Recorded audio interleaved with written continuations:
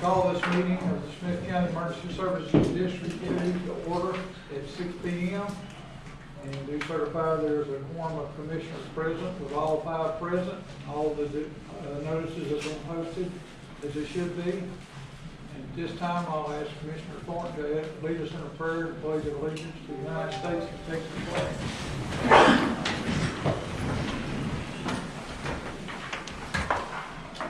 Heavenly Father, we thank you for this beautiful day.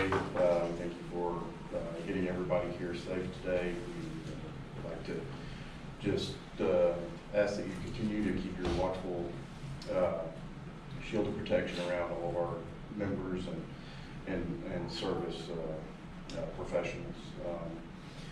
We thank you for continuing to give the board wisdom in all the decisions that we make, and just ask that you continue to do that. In Jesus' name we pray. Amen. Pledge allegiance to the flag of the United States of America and to the republic for which it stands, one nation, under God, indivisible, with liberty and justice for all. Honor the Texas flag. I pledge allegiance to thee, Texas, one state, under God, one and indivisible.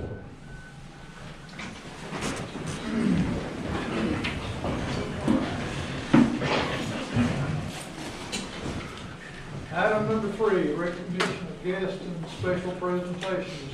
We have quite a few here tonight. I think Tony's here with UT and Dr. Desai and his other counterpart, James Steffler from Global Medical. Jim Spire with Christensen is here. So if I missed anybody, I apologize, but this time we also have a special presentation, and I'll turn it over to Chief Reader.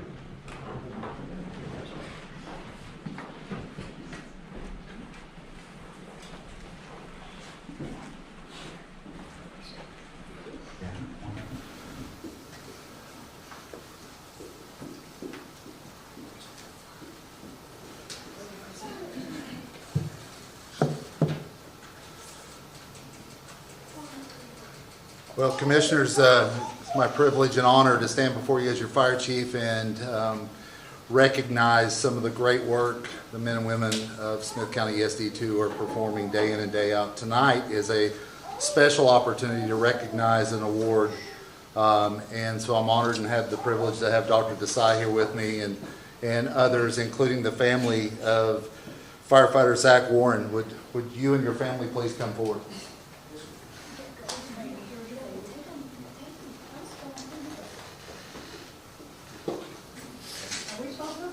Yeah, if you just please come forward right here where everybody can see you. Is this, and tell us who you have with you.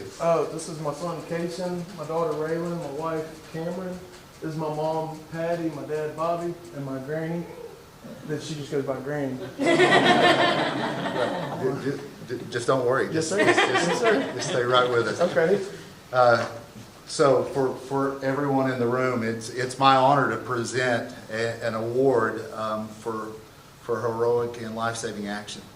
And so I'm pleased to have the family here. It looks like you have a little shock on your face. That's outstanding.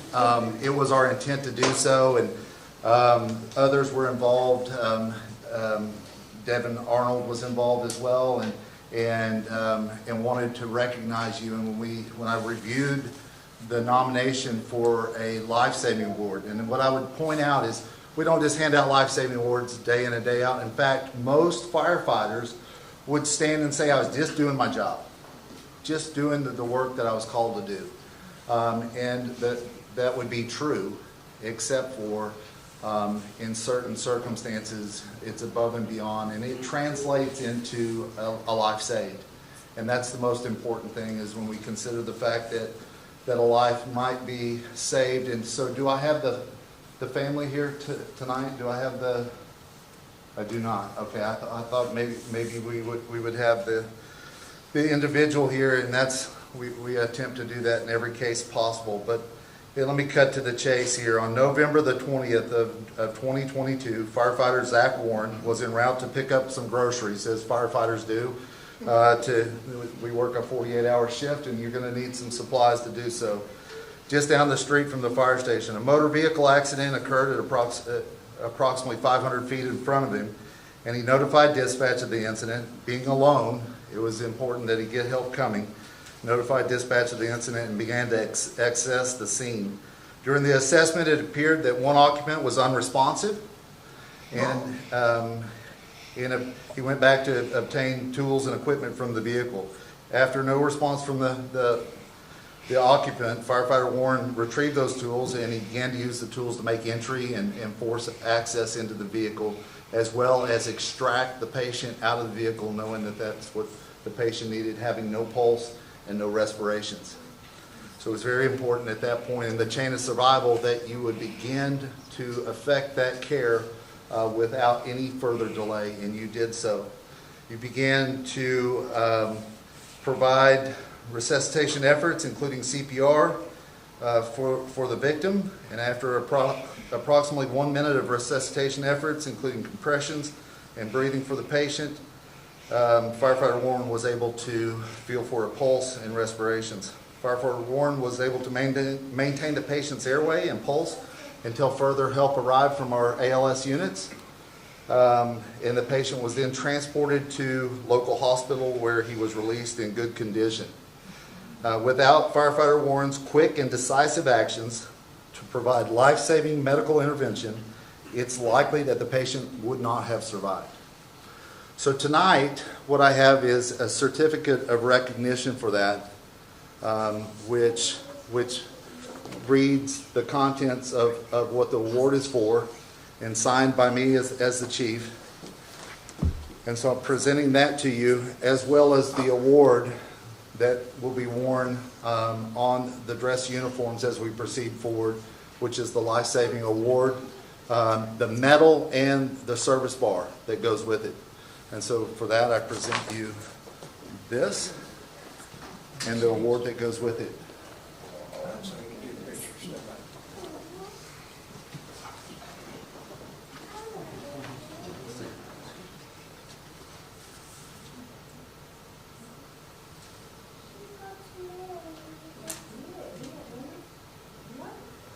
All right.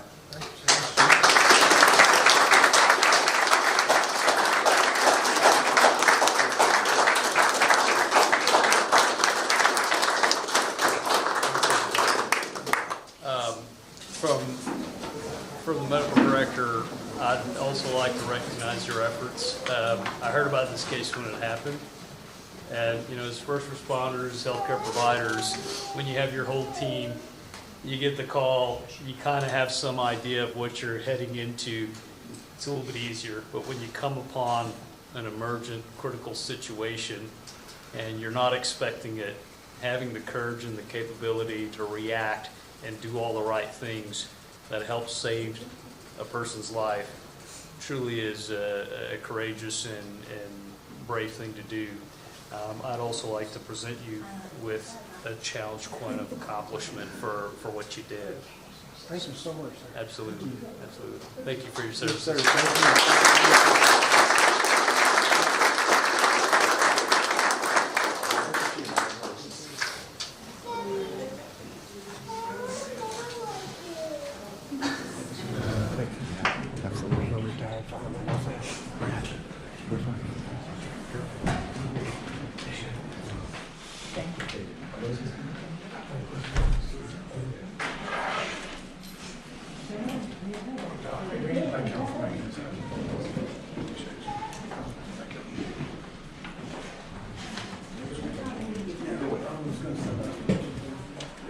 Thank you for allowing me to interrupt the meeting for a minute with that. I just want to, Zach, just want to tell you on the board, we appreciate your efforts and the job you do. I want you aware that award with pride. Not very many people get them in their career. So we thank you for your service. And that's what this ESD was formed to do, is protect and save the public, property and lives. And You exemplify that. So thank you for your service. I appreciate you, guys. Thank you. All right. Item number 4, public comment. Do you have anybody signed up for public comment? Okay. Item 5, consent agenda. Discuss, consider, and take any necessary action related to the payment of accounts, bills, invoices, payroll, request for reimbursement, request for other payments, transfer of funds, and amendments. 5.1, payment of bills. 5.2 will be credit cards, and 5.3 will be contract payments. So we can either take them all at once, or we can do them individually, however you would like to do them. So before we do it, I just want to mention that I spoke with Mr. Locke about a couple of the items that we have in here to do a little bit further investigation for us around the district fuel, around some of the admin that will occurred over the last period. Just to give us a little bit further insight into some of those charges that we have, he's given the explanation that some of these were actually repairs that were approved in last year's budget, not performed until the latter part of the budget year, but actually those invoices are just now being received. So we've seen a big spike in those costs here in this year that weren't necessarily things that were planned or executed in this period. So that's the reason some of those are quite outstanding. Okay. And I don't have anything else. There's a few other things that I'll just talk to individuals about, but overall, unless anybody else has a comment, I'll make a motion that we approve the payment of our bills. Those under 5.1, the district credit cards under 5.2, and the contract payments under 5.3. I have a motion by Commissioner Donnelly to pay our bills under 5.1 payment of bills, 5.2 district credit cards, and 5.3 contract payments. I have a second by Commissioner Wilson. Have any other discussion or questions? Not, all those in favor signify by saying aye. Aye. Any opposed, say nay. The motion carries.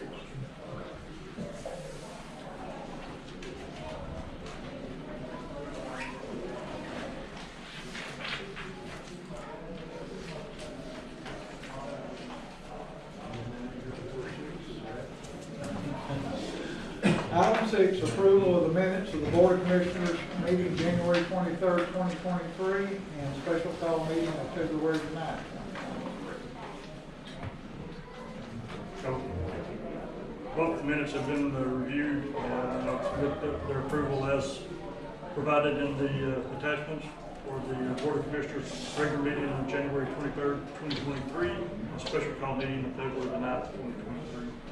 I have a motion by Commissioner Donnelly that we approve the draft minutes of the board meeting of January 23rd, 2023, and the special call meeting of February 9th, 2023. I have a second. I'll second that. I have a second by Commissioner Thornton. Is there any other discussion or question? If not, all those in favor of accepting the minutes as reading for the regular and special call meetings, signify by saying aye. Aye. Any opposed, say nay. Motion carries. Item 7, interim executive administrator's report. Here. Yes, sir. I assume everybody has read the report in detail, so I will just do some highlights in it. All the VFD contract extensions have been signed and received by us. I have hard copies with me today, and it's under a separate agenda item to have those approved. We have also today several new policy proposals that the HR director will present, so that have been in the works for a little while, so I'm glad we have those with us today. We are also investigating a paid service that will help us gain real knowledge and intelligence in regards to our sales tax collections. And I find it quite important because this will enable us to see how vulnerable we are when it comes to our sales tax collections, whether we can really rely on this source of revenue on a regular steady state basis when building up the organization further. So in due course, I will submit a proposal for that, but it's in the process. We have, as the Support Services Director will address later in the meeting, the architectural plans for both the Winona remodel and the Jamestown progression are in the process, and some very early preliminary ones have already been received too. And finally, I would like to highlight that the financial performance overall of Smith County ESD2 is strong and clearly above average. And the finance director will address that further later on. So unless anybody has any questions, that's all I have to say about that report. Sir, you noted that you had several bids for the 457 optional retirement. Do you have a time frame of when you think those will come back? Within the week or two, we should have all the bids on the table. And then there's another thing that we're looking at office space and the admin, and making up here that potentially looking at a few things that would go on there. In building 2, yeah, we urgently need a couple of more offices. Are we going to be able to do that without taking our meeting area that we set up, or?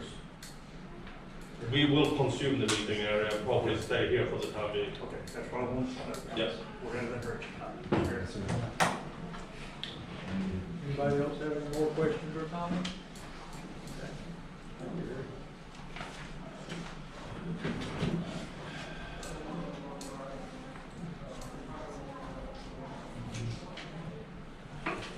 Item 8, discuss, consider, and take any necessary action on the VFD contract extensions. So what we need to do is, I guess, authorize the board president to sign the contract extensions on behalf of Smith County Emergency Services District Number 2. Motion so made. Okay, motion to authorize the board president to countersign the contracts on behalf of Smith County ESD2 or the extensions. Have a second? Second. A second by Mr. Edwards.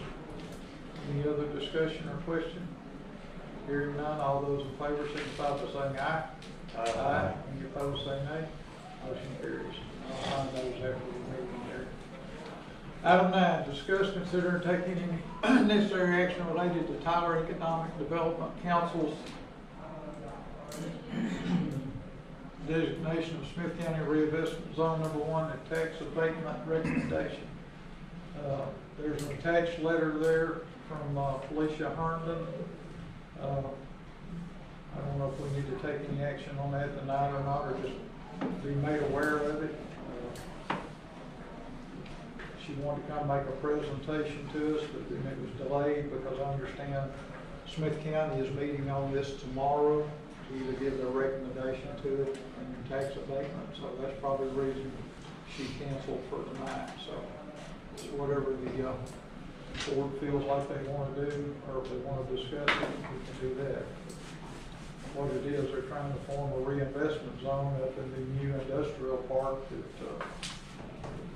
in the Winona area, and also give a company that's already up there a tax abatement to go along with it. So, Well, I'm of the opinion that we should wait until we know or have a better idea of what's going to go on up there and what type of services we'll have to be providing. Because we don't know what type of expense or resources we're in need. Right. I can't justify giving it away before I know what it is. no, and that's the reason we just wanted to talk about it tonight. If you gentlemen want to pass on it, we can pass on it or table it until the next meeting or until they can make a presentation. Let's just table it until we have a little bit more information. Okay, we'll table this item until the next meeting and take it up when they can be here and make a presentation on it then. But at least you all have the letter and you can read what it says. Item 10, discuss donating surplus, no longer used equipment to Helping Hands. So I think this is equipment stuff that's up at the shop or whatever? The old managing is not in here. My understanding, I guess you can speak on that, Larry, or whatever. I can a little bit. At this Wait a time, minute. So, item number 10 is not in the online agenda. It is on the printed version that I have, but on the version that we pulled up, on mine, it's not It's here. online. No kidding. Yeah. Look on the left-hand side. Go down on the left-hand side. Yeah, you sure didn't put it there. Okay, well, since it's not there, then we won't discuss that tonight, then we'll have to table it or move it to the next meeting. Just for the sake of being safe. Would that be the good thing to do, Mr. Attorney? Sure. Okay, all right. We'll move on to item 11 now, financial reports. Statement of activities, statement of net position, budget versus actual, and reconciliation reports. Eric, I guess that'd be you. Yeah, I mean, it's, all I really have to say is that I would say that our financials are definitely above average overall.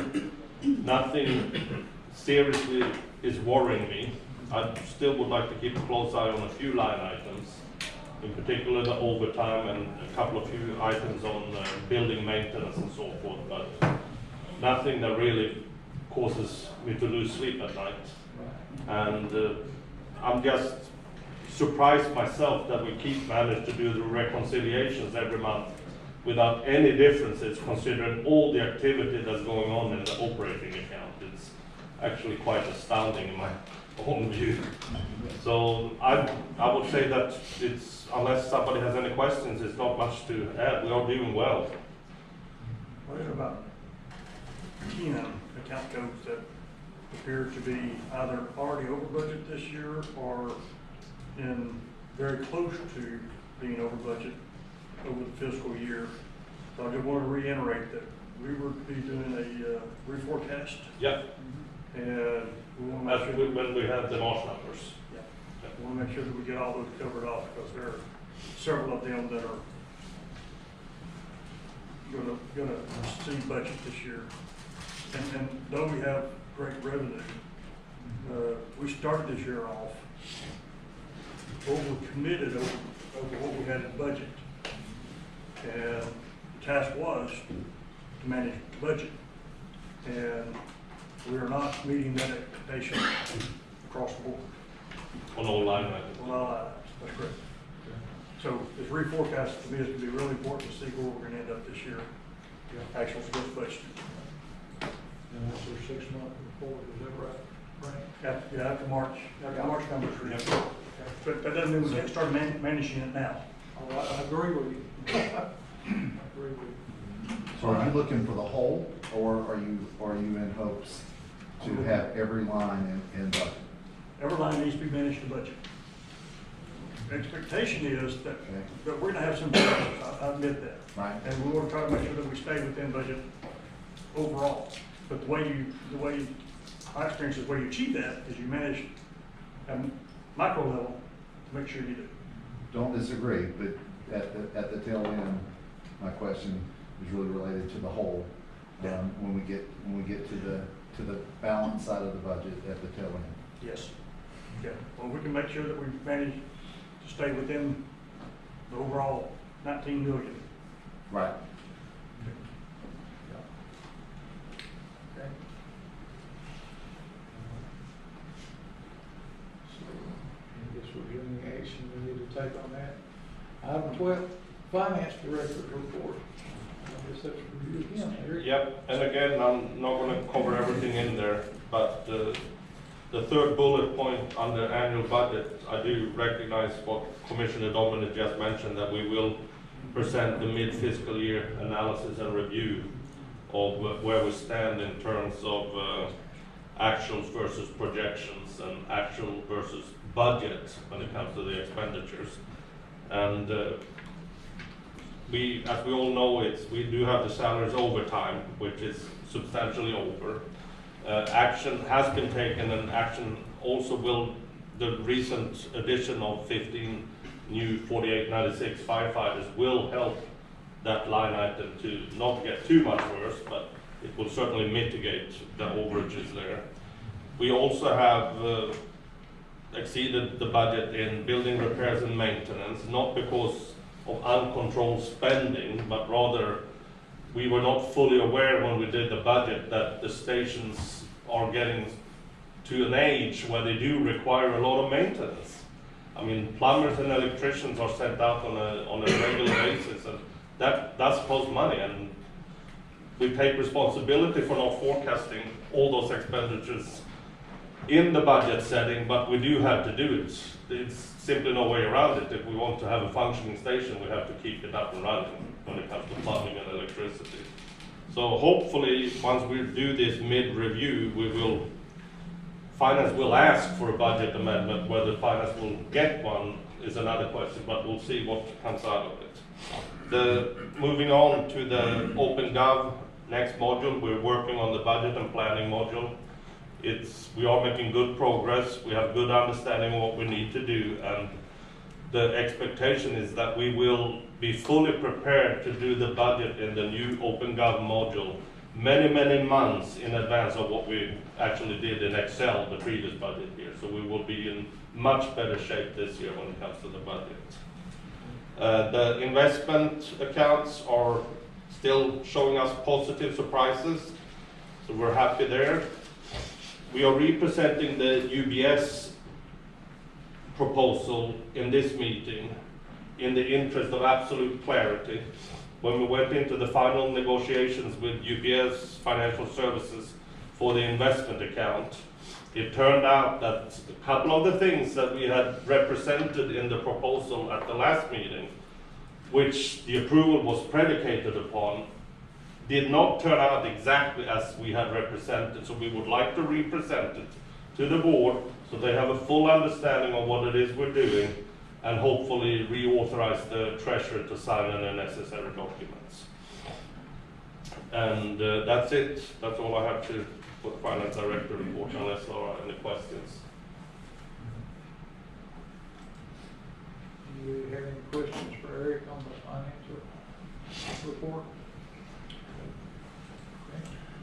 Move on to item 13, discuss, consider, and take action on Smith County ESD2's investment officer's proposal for establishing a corporate cash management investment account with UBS Financial Services Incorporated.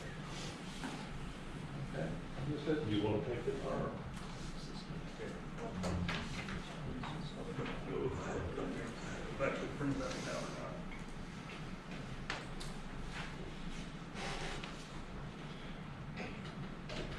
Okay, so what this all comes down to, there's two copies that were provided to each one of the commissioners, and one copy was track changes, so you can see exactly what was changed from the prior, and then there's a clean copy that came into it, and they're just very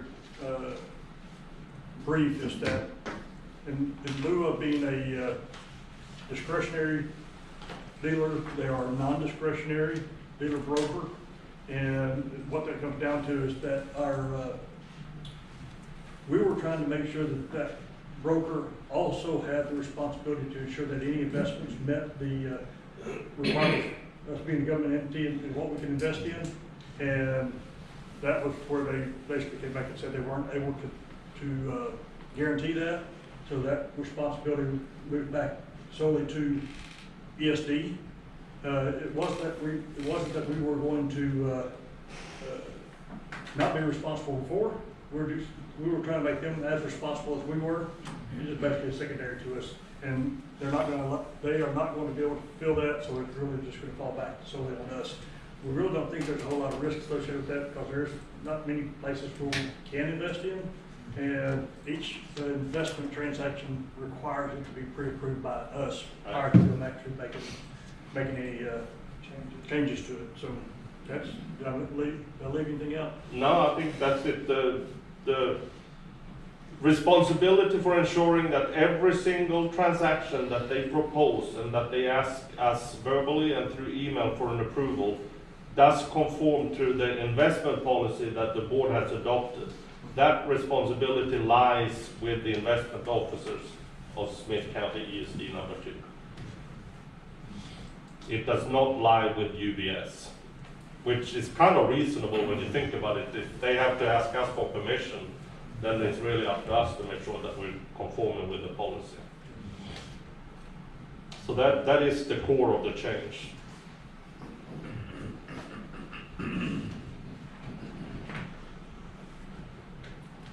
So basically what it says is if they want to change something, you say, okay, and it's bad, then it's on y'all.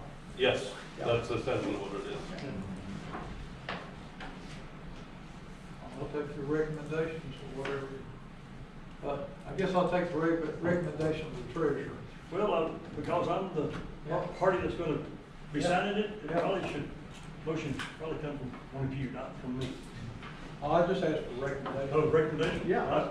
So the recommendation would be that we would go ahead and approve the revised investment, I'm trying to remember exactly what the name of the document is, recommended investment management solution as submitted in the red line and as the clean copy was attached. We've heard the recommendation from our treasurer. Do I have a motion to that effect? Have a motion by Commissioner Wilson that we follow the recommendation of the board treasurer on the investment proposal. Have a second? A second by Commissioner Thornton. Is there any other questions or discussion? No. I'd actually like to go ahead and amend the recommendation. Okay. And there was within our agenda, there's a recommended motion that's at the bottom of that section. So in lieu of taking the recommendation based off, motion based on my recommendation, so propose that we let one of you review and make the motion. Or I can provide anybody a copy of it that'd like to see it. It's up on the screen too.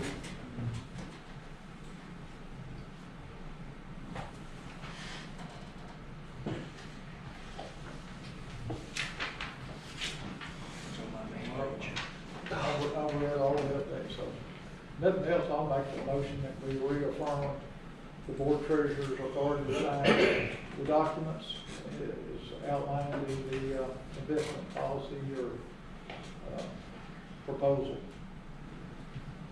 And contractually establish a corporate cash management investment account with UBS Financial Services. So that's a motion. Have a motion by Commissioner Brown, second by Commissioner Wilson. Is there any other discussion or question? If not, then we'll signify by saying aye. Aye. Any opposed say nay. And that motion carries. Okay, item 14, Director of Human Resources report. Ms. Sherry? Okay, the first thing on there is the whistleblower policy. I submitted that for you all to review. I did submit this also to our attorney, Eric Holder, and he did approve that as well. I don't know if you've all had a chance to review that. I don't know if you wanted to make any changes.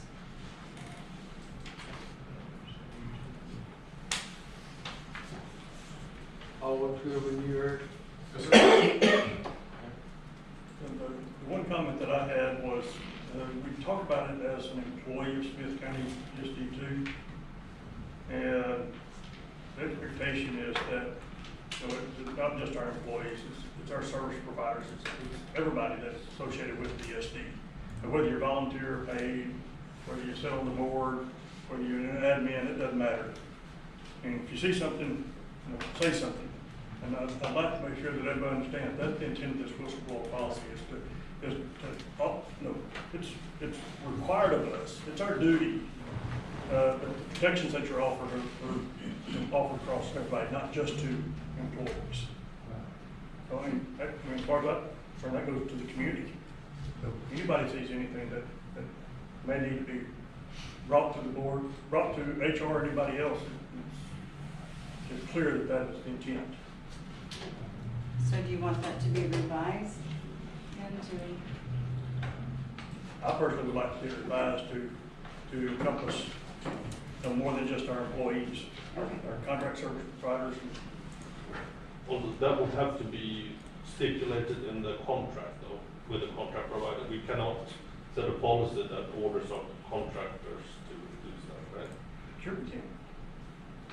And then you make sure it's in the, I In the mean, contract. in their individual contracts. I mean, we can establish that's what their expectation for all of our contractors, it doesn't matter who they are.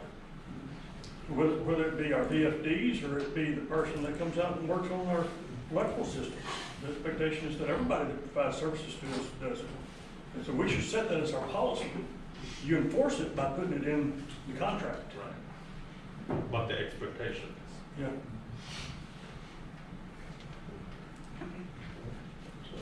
Okay. So you want me to bring Eric, this? can you? There's nothing wrong with that, no?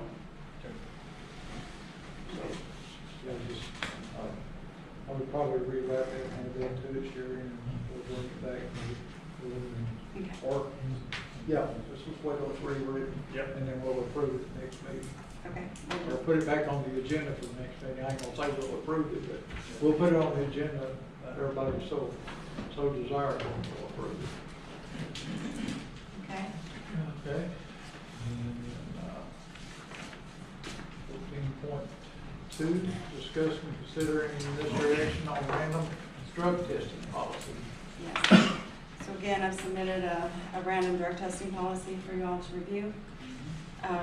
This would be, as it stipulates, doing random drug testing periodically every month.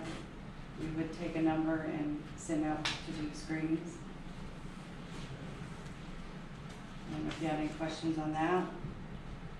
So the random drug testing would be for anybody, again, and I'll go back to employees and service providers. My expectation would be the same there, but just not trying to look in the conversation with that, just trying to look at is it going to be anybody that is active on the rosters? And so whether they're at work or not, we're going to call them in for a drug test if their number comes up? Or is it just going to be people that are active on the day that the random goes out? I mean, how are you going to manage? There's no way for me to know who's active or not active in a random list, other than checking each one. Well, then are you going to have the expectation they come in on their day off or their next day of service? That they're back at work if they come in and do the test? Well, we were gonna require that they come in the day that they are pulled to do the test, and they have 24 hours to do it. And I think that's just as hard to manage as not knowing who's on the roster. And So you're saying- inevitably gonna pull numbers from people that aren't at work. So you're saying only pull the random No, one? I'm just challenging how it's gonna be done. I'm not saying how to do it, but Right. Do you have something? So, well, I think that, you know, the most important piece of that is that it's done very timely. You know, that it's not a week later, it's not 2 weeks later, it's done very timely. And I think as a condition of your participation in any way, shape, or form with the district, that's, you know, if you're participating with the district in this, in a service providing way as an employee or, then us requiring that you do that in a timely manner is certainly, that's responsible, it's feasible. It may be a little difficult to manage, but having sites that you can assign them to go to, so locally, where they would go and get the screening performed at a clinic site. Right, so if they're not in Tyler, we could find a clinic that's near them. okay. So somebody's on vacation. Well, vacation they would be excluded from that if they're on vacation. Or if they're in a hospital or, you know, something like that. That would exclude them. Yeah, I just don't want to see us in a position where we're looking at a potential refusal of a test whenever people are gone or couldn't for whatever reason. Yeah. And that's all I want to make sure that we actively cover those scenarios when we're talking about it. You know, when we talk about they have to go within 24 hours, well, that doesn't necessarily applied on. And most especially if we don't even have a place already set up for them. You know, can you actually get somebody set, can we actually get an account set up for them? I think- Yeah, I'm all for the policy, and it applies to everybody up here as well as everybody out there. I don't care if you're part of the district and you're subject to testing, I just want to make sure that our policy is I mean, fair in the way it can be managed. if they are on vacation, and since it's random and not everybody's going to be tested every month, it may be that once a year somebody may be called in that's on off duty that particular time. Right, and it does address that in in the fourth paragraph.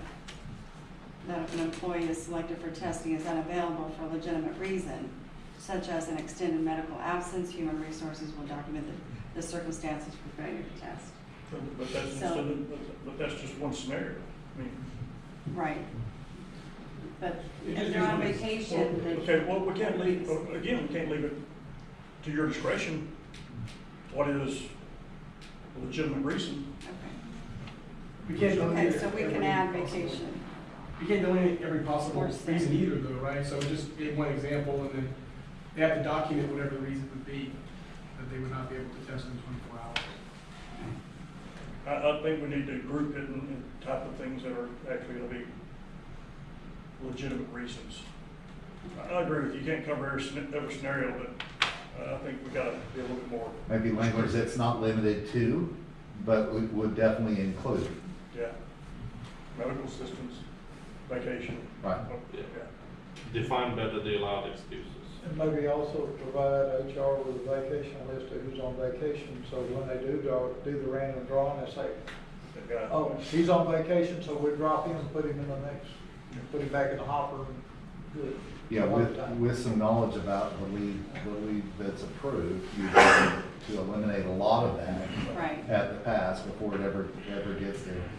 I'm not sure what we do in the service provider world because we wouldn't know Right. who is, but I think the most important piece is that it's done timely, in a reasonable amount of time and certainly not a week. Right. Absolutely. Okay. So resubmit this one? Okay. Because we need to address, we need to address service providers, how we manage them. And we can do it in individual contracts, as to what the requirement is, but at least here be as part of the policy they're included in. We don't have to establish how we're gonna do it with them in here, we have to establish that they are subject to the same. Yeah, I think the service provider contract though can certainly reinforce the language that it does that, so I have that on the list. All right. 14.3 is to discuss, consider, and take any necessary action on part-time pay. Right. I'm gonna go ahead and table this, or motion to table this until we look at our 6-month forecast. Okay. Have a motion by Commissioner Dominic, we table this item and we'll look at our 6-month forecast. Have a second? Second. Second by Commissioner Edwards. Is there any other discussion? Only thing I want to say is, I understand why we want to do that, whether they're 6-month deal, so we're not over committed and we don't get way outside the budget. I don't think it would kill us, but just make absolutely sure we're going to Need get to know where we're at. know exactly where we're at. So it's not off the table, it's just tabled till the next meeting, till we have better understanding of where we're actually at. So, with that being said, all those in favor signify by saying aye. Aye. Any opposed, say nay. And it will be tabled until the next meeting. Commissioner Brown, I think we probably need to back up and do the same thing on 14.1 and 14.2. Actually, it's within those two. Okay. Motion to table and amend. Okay. We'll do that. I'll make a motion under 14.1 and 14.2 that we would table both items and amend as discussed for resubmittal for board consideration. Okay, have a motion by Commissioner Dominic, we table and reconsider item 14.1, which is a whistleblower policy, and 14.2, the drug testing policy. Have a second? Second. Have a second by Commissioner Edwards. Any other discussion? Not all those in favor signify by saying aye. Aye. Okay. All right. Motion carries. 14.4, discuss, consider, and taking the necessary action regarding safety reports. Okay, I submitted the safety reports. We had 4 that was turned in this month. We are working through those to determine if there's action that needs to be taken and what form of action that will be taken. We're working through those. Any questions on that? Outside of here, I'll talk to you about a couple of things. Okay. As y'all do your investigation. Okay. But follow-up, though, we've had several of them in the past. Do we have any follow-up on any of those other reports that we've had? Not with me, no. Okay, so just part of it, just Okay. Follow up. make note of all that, so we can close it up. Okay. It'd be kind of nice to know what the findings are or whatever. Okay. So, Okay.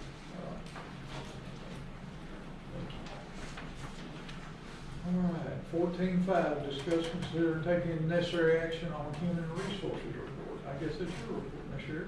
Yes, it is. All right, I submitted my report. A lot of it we've already talked about, but there were a few things that I wanted to mention. I submitted the 7710 audit for 2021. They contacted me this month saying that it had never been done in 22. And I don't know how it fell through the cracks. I don't know if it was a transition in the finance department. I'm not sure.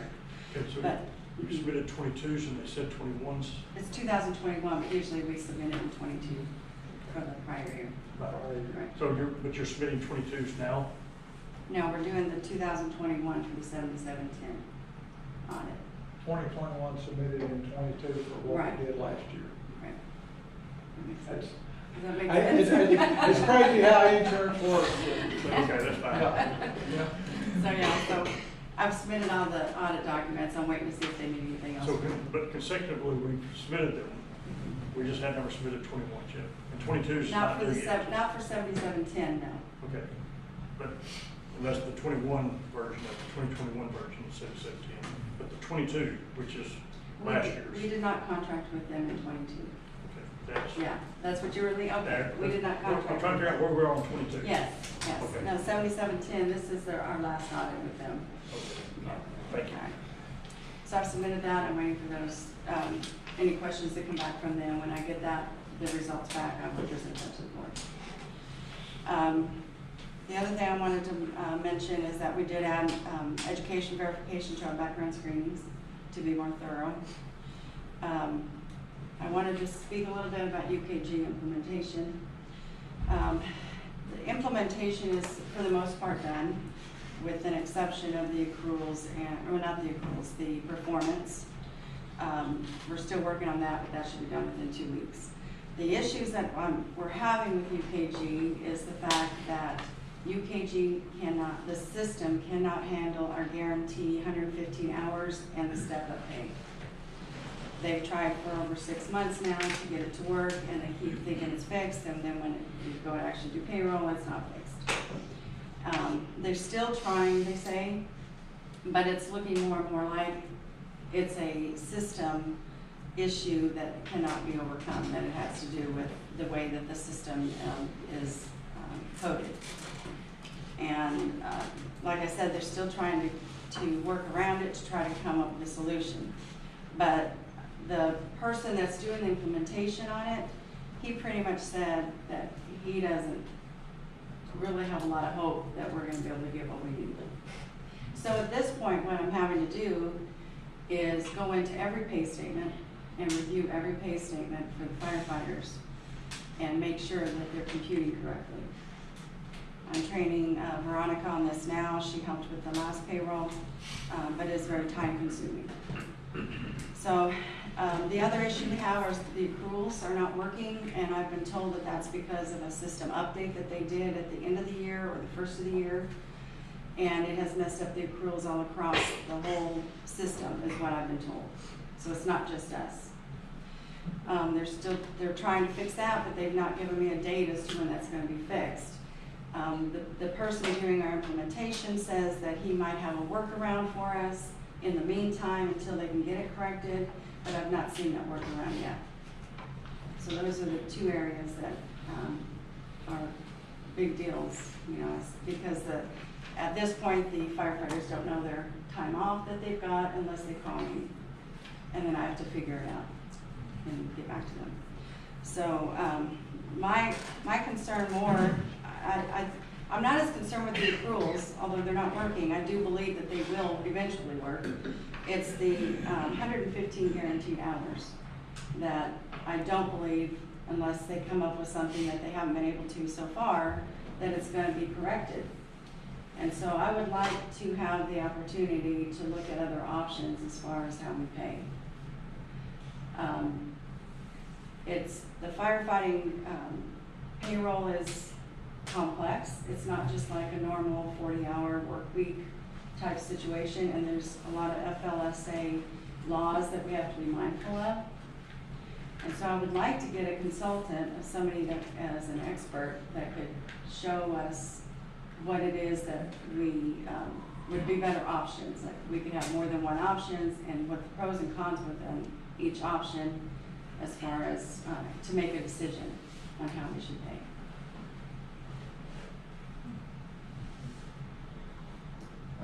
I would strongly suggest that we take a look at it. It is different than any experience that I've been involved in, the methodology that we're using. So I have no experience with this methodology of firefighter pay. It is unusual to say the least, and it is a key factor why the software is unable to perform and provide the analytics and the updates that we're looking for, including applying the step-up pay for individuals riding out of class or performing out of class in that pay period.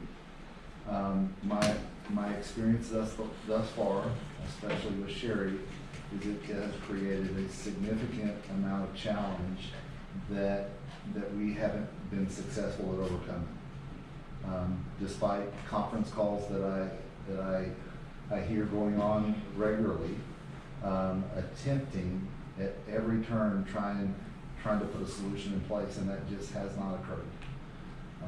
So although we may make a decision to not change, I think it's important that we move forward with some opportunity to explore with a professional service what changes would make sense for us in terms of the structure of the way that we pay our 4896 personnel. I mean, there's departments all over the nation that do 4896 and manage it. Is the challenge that you're looking at trying to get the current way we pay fit into the UKG system, or are we to the point where we say that we're no longer going to be able to continue to pay as we pay? And so it's really going to be, the challenge really going to be finding a solution that fits in the system, or do we get rid of the system, UKG? I mean, so I guess I'm unsure on the direction that we think that we're going. Because the 4896, paying 4896 is not being unique. done. It's not unique at all. That's right. It's the methodology that we attempt to balance the pay cycles and the pay checks so that we don't have the peaks and valleys. And there's, one of the methodologies is to shorten the pay cycle. We are already in about as short a pay cycle as you could get for fire service personnel. So that's in place, and I wouldn't suggest that we do a whole lot to lengthen the pay cycle. But I don't think we should try to fit the system. I think what we should do is make sure that the methodology that we're going to use is standard and recognized in a more succinct way. And right now, there's a whole lot of unanswered questions here related to what we're using now. So, in my mind, I can set aside the way we're doing it now, but it's just probably not going to work. So it's really about how we're going forward. Yes, sir. And then if we go forward under the, and I'll call it the standard, the industry standard of 4896 pay, then to me, that's a very simple solution. And it's really now just going back to UKG and saying, how can you support this methodology? Agreed. And I think that we've put quite a bit of effort into the UKG system. If they can support several varieties of pay structure, then I think we should be able to get there pretty quickly. But I think we're going to need some professional services to assist us with that. Okay. And I guess that's the part I'm not understanding. If 4896 is the standard out there that's being used, then why do we need services to tell us what everybody else is already doing? To assure that we're fully compliant with the legislation. Because there's more than one option on how to pay. But they're all FLSA compliant, my assumption is. Anyway, not for here, but I'm not opposed to it as long as you can help me understand why we need it. Because I don't think that we're getting ready to go out and do something unique. I think we're going to get ready to go out and do something like everybody else is already doing. Yes, and I wouldn't look at it like reinvention of the wheel. The wheel's out there. We just need to make sure that we apply the right wheel to the system. Do you have any proposals from anybody? No, I've reached out to a couple different places, and so far I have not been successful in getting anybody that can help us, but I've just started looking. Okay. So. Nothing wrong with going and looking. We'll see what, maybe that'll be I'll try to understand it better. And does UKG not have examples or other clients that use this standardized method that they can draw from, or you'll ask that question? They do have other methods, because they do have other fire departments that they have contracted with. None of them are like us at all. But they have like the 212 rule, and there's others. That's why we kind of wanted to know what our options were as far as and what would fit us best, to see what the options are.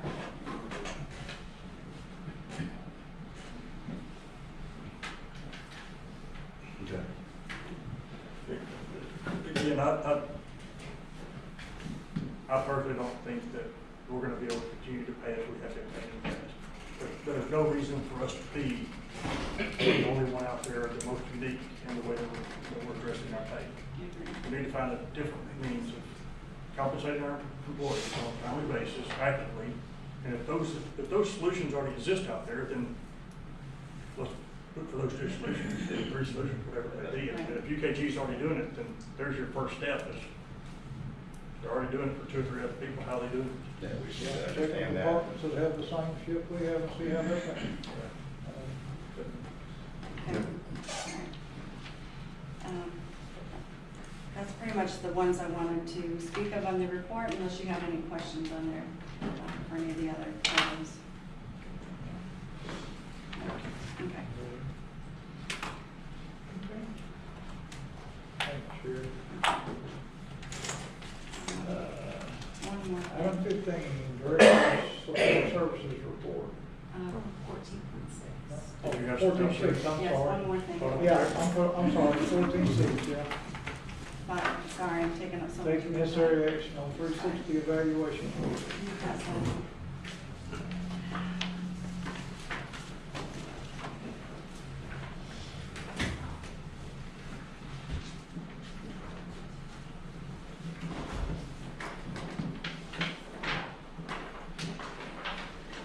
Okay, this is a quote for 360 evaluations for the executive team. I did it in 2 ways. One is for the executive team, that will be the minimum users column. And then the second one is if we wanted to go across board and offer it to all staff. But we do in UKG have the performance evaluations set up in the system. So unless we want to make a change right now, we'll be doing all the performance evaluations within UKG, with the exception possibly of the executive team. And so that's what these quotes are based upon. It comes with the 360 performance, it comes with goal tracking and also engagement.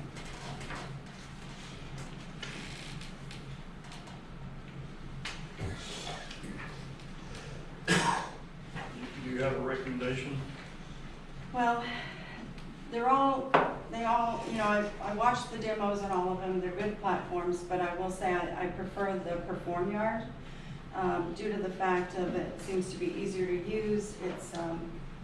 It also, the reporting on it was more robust, I felt. But as far as overall, I think they could all perform what we need, but I do like Perform Yard the most. I've not worked with any of these, so I can't say by experience which one is better. Do you have a recommendation over this external 360 evaluation over the one that's in UKG for our administrative staff? Yes, UKG is limited in that it can't do the 360. It's pretty much you go in and there's questions and you answer the questions. There's a self-evaluation, and then the manager will present it to the employee and do their evaluation, and that's all done within UKG. But it's not a 360 like this would be, where you get it from your peers and all of that. I'll work at UKG every day. Okay, so you know. For them. Okay, all right. Those that may not necessarily work in it, Mhm. but familiar with the process. Mhm.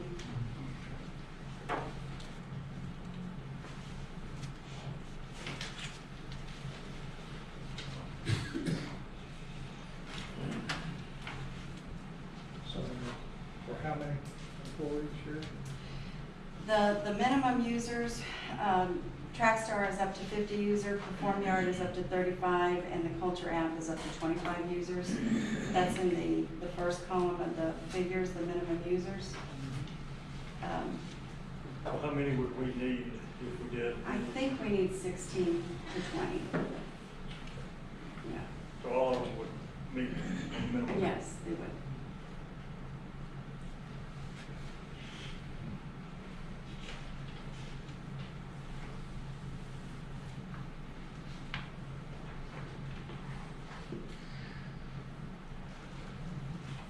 Was Perform Yard $600 a year better? $1,800 over the 3-year contract? That's what I'm saying. I mean, I can't say by experience that it's better, but viewing the demo, it looked better to me. But I'll leave that to the discretion of the board, you know.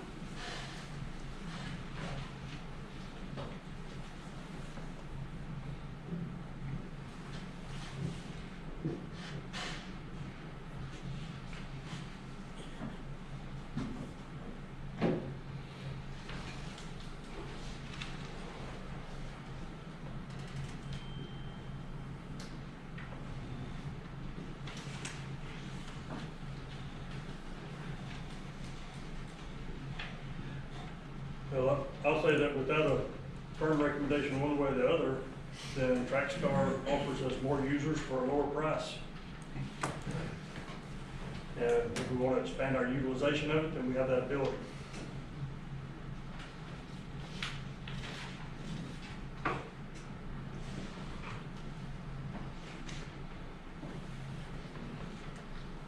Maybe it was 50, but we could go up higher if we want to, right? Yes. Yeah, but 50 will give us Yeah. twice as much as what we think we need. Right.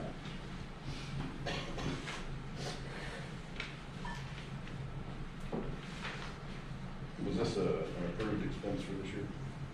No. it was not.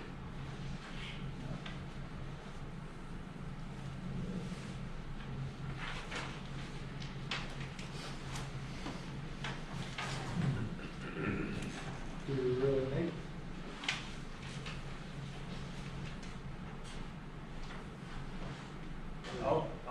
I'll give you my opinion on that. Yes, as far as our admin, our professionals, then this is a much more robust way of providing constructive feedback and assessment of performance than what we would get out of UKG Pro. Much, 360 is much better than what we get out of UKG Pro. And I've been the person that is the evaluation's been performed on in the past under the 360s, as well as I participated in providing the feedback, and I personally think the 360 program is a great way for not only employees to receive feedback from their peers and their superiors, but it's also a great way to provide feedback to them as well. So we get the track star for 3 years for $41.99? Per year. And that's per Per year. year. Right, that's per year, but it's a 3-year commitment.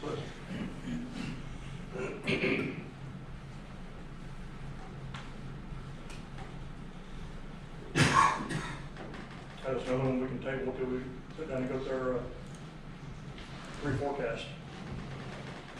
I'd like to do that, because we learn more about this stuff, so I'm a little more informed on it. Okay. I mean, I've been used to doing performance evaluation, but manually, not on the computer or whatever. Well, I'd make a motion that we table this until we have more information on it, after we get our budget forecast. I'll second the motion. A motion and a second to table the, action on the 360 evaluation quote. Any other questions or discussion? Ask for a vote. All those in favor, signify by saying aye. Aye. Any opposed, say nay. And we will table it until we have after our budget.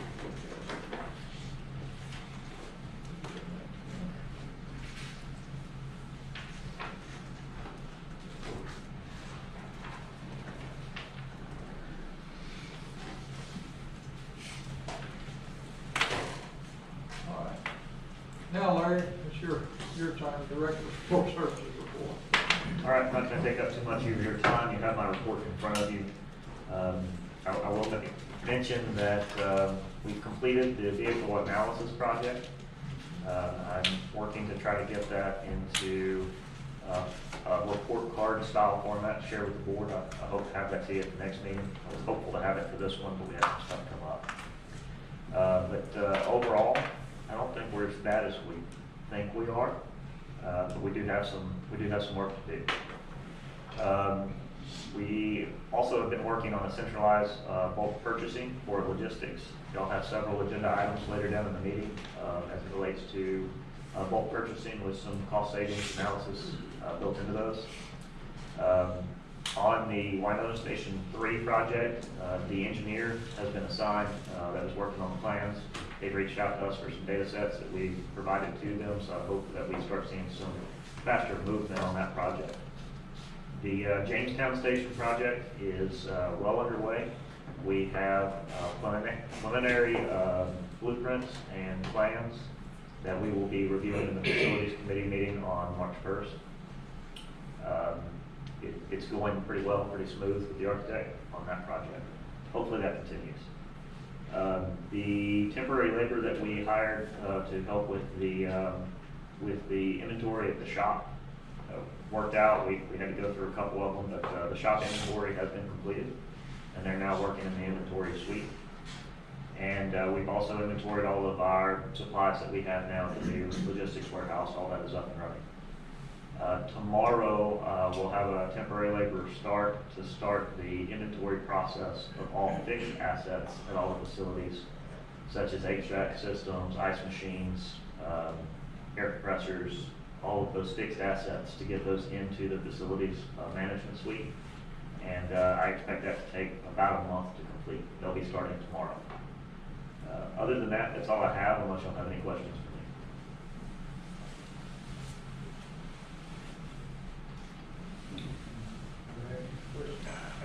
I'm happy to see what that works. All right. Item 16, Chief Operations Report. Chief Radio? Yeah, I'll start off by saying I have seen some of the analytics on the apparatus, and it's pretty exciting stuff and professionally done, and I'm pretty pleased that we're able to look at some good stuff as we move forward that'll help us make decisions in a very standardized way based on the performance of the apparatus. So that goes in line with, and it's included in my report, the strategic planning that we have been ongoing, and I know we've got some requests we'll come before you for some workshop hours that we can make presentation and discuss in a more robust way some of those findings and present to you. So I'm excited for the opportunity when that comes available. In addition, we've been working quite diligently on the staffing model for effective coverage and benefit hour utilization. What does that really mean? It's the ability for us to be able to schedule the paid staff off on their leave time, including the vacation hours that they earn and their holiday time. And so we want to make sure that as we proceed forward with additional staffing, that there's enough of the relief and buffer staff on the roster, in addition, above and beyond the minimum staffing that it requires day in and day out, to provide for that leave time. And so we've achieved the metric to get there. We did that by analyzing the leave time that is earned for employees with 10 years and less tenure, which pretty much covers us. In addition to that, we were able to look at, in a snapshot way, without skewing the data. For example, if somebody were off long-term on workers' comp, so we tried not to skew the data for a long-term case and look at the unscheduled leave on a particular shift. And so we were able then to extrapolate the number of seats that need covered in a given year and back that down to a metric that would allow us to know for every firefighter we hire, we need to hire about 26% over to maintain that standard. So you would apply 1.26 times every needed firefighter for minimum staffing to drive your number. And I'm happy to go over those details. If any questions, any individual questions might arise related to that. Service provider contract extensions, we talked about that, and tonight before you, we got an item for consideration for services, and that'll come later on in the agenda. I'm working currently on command staff positions, including the job descriptions and the balance of our command staff duties. And so I just wanted to kind of prepare you that I'm working on that and how that'll balance out. And then the requests that will come in future agendas related to how we manage command staff work. Evaluation of our policies and procedures, and currently ongoing work to make sure that we're compliant with some of the required by law policies, including the TCFP required policies on the books, and making sure that those are up to date. One of my most important works, I feel like, is professional development of our chief officers, and we're working on that.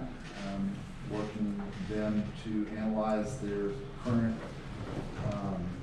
credentials and education, and make both short and long-term plans for improving those. And so those are, I'm happy to report, those are coming along nicely, and we're working on that. And I've been able to do that in what I'll refer to as our Chief Officer Professional Development Series. That'll be ongoing, so continue that work. New hire onboarding of our 15 new firefighters. I spoke to you last month about that. We were excited to bring those on. We brought them right on in the middle of the ice storm. As that started, we were quite busy in that time period. We opened up our operations center and staffed it and processed over 200 calls in that 36-hour period. We were quite busy doing that. It was very effective. So as the new kid walking in to see what we had up and running and available to us to manage and process, and most importantly, to make good decisions for how we are able to cover those calls. There were many overlapping calls in district, many that were of higher priority than others. We were able to very effectively manage that through that operations center, and so I'm proud to report to you that it was effective in that regard, and we were very successful at keeping up with the load of those calls, in a operational period format. You saw the IAPs that I sent you as it was unfolded. We did, with the new hires, complete that onboarding and orientation, and that allowed us to staff the White House VFD station, and so we were excited to accomplish that and begin that work. They've been quite busy already, including last night, a fire that was in their district that I was able to make it to. It was one that I knew where the location was.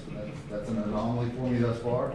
I'm still learning, as you can imagine, the district and the streets and how to get there. And so I was able to observe and gain further perspective of where we're at and our capabilities. I would tell you that we had a very effective response last night of both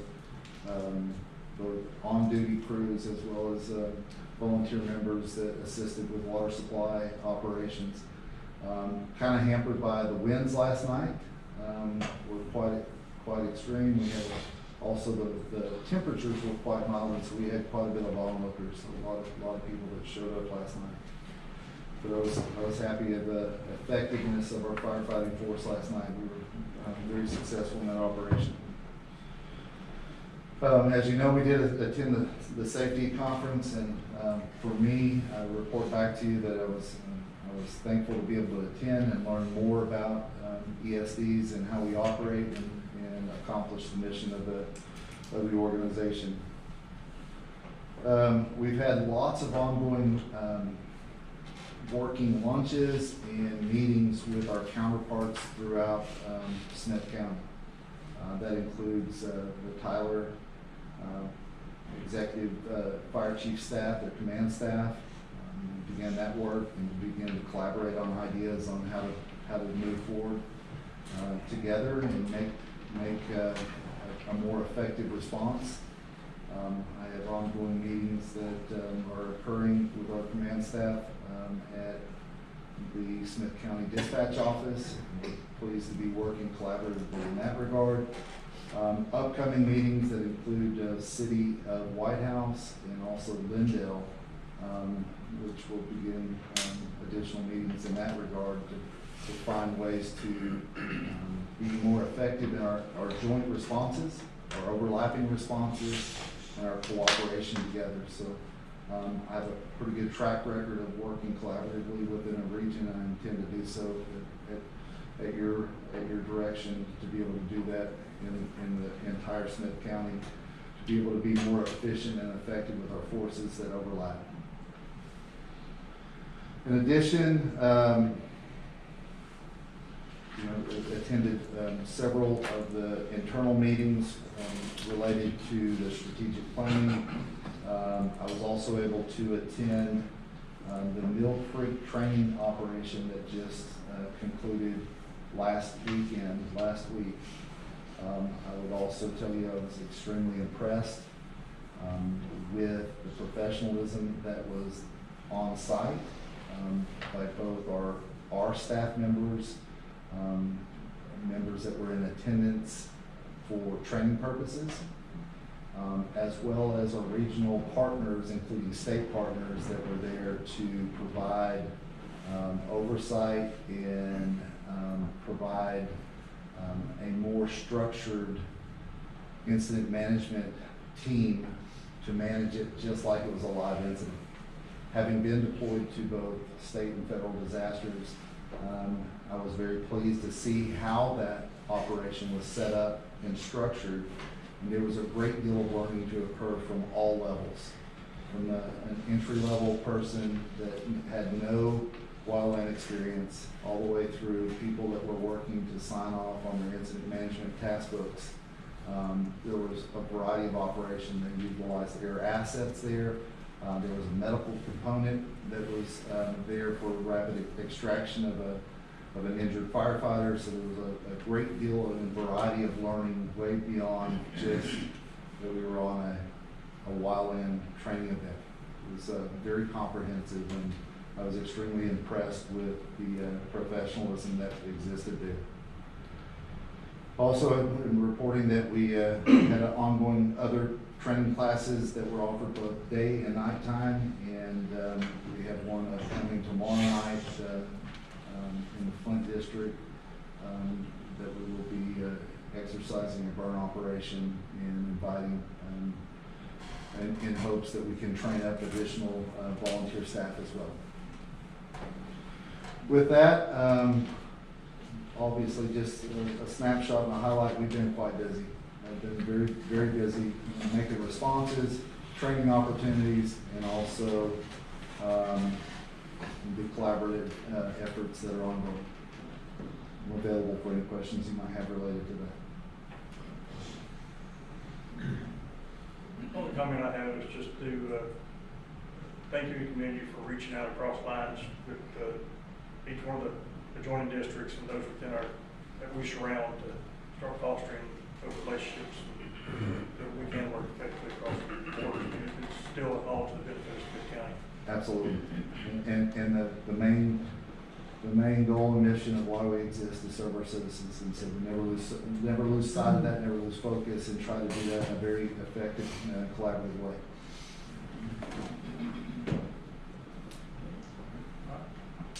Thank you, Chief. Item 17, discuss, consider taking necessary action on fire chiefs presenting and discussing issues with for future action. Chief Arnold from Mark. So, Chief Arnold, before you get started, I'm just for the sake of saying I'm not picking up you. Oh, here we go.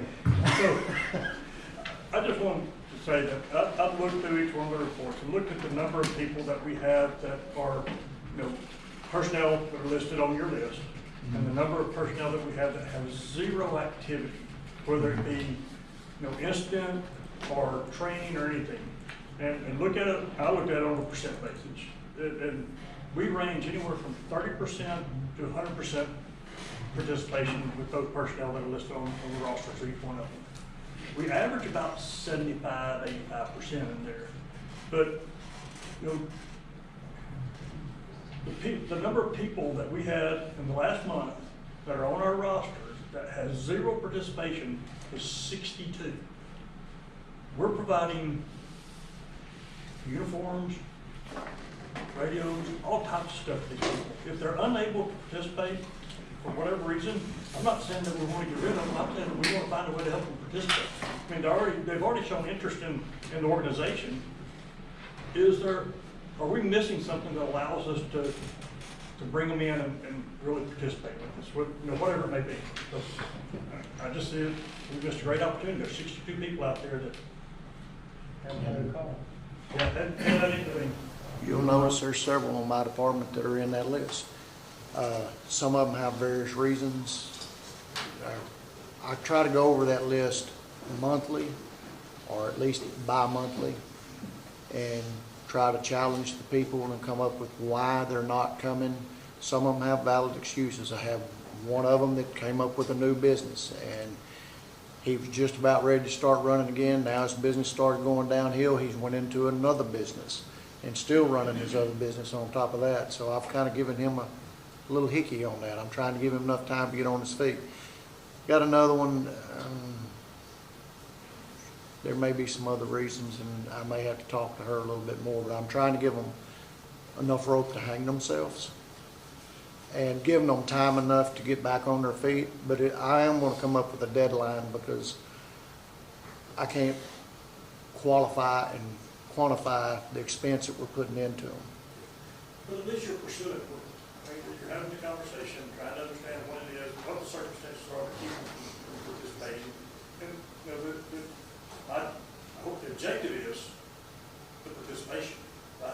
So and that's really why I think we missed a great opportunity. There's 62 people out there that didn't get to. And that's why I err on the side of, if somebody only makes one or two calls, that may be a very highly needed time that we needed somebody.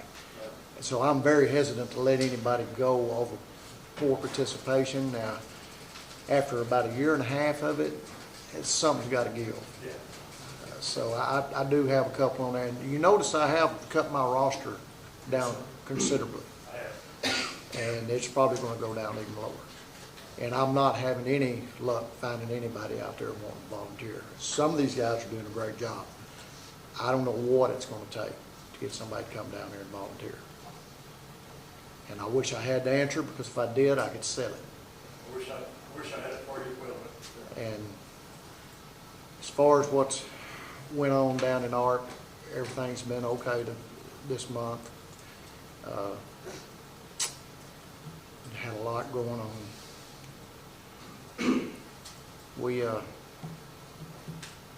I had some things on mine, but I've got some challenges that I'll get with Mr. Greaser, or Chief Greaser, about later. Chief, sorry about that. But there's nothing major that's broken, it just needs to be tweaked. That's all I got. Anybody?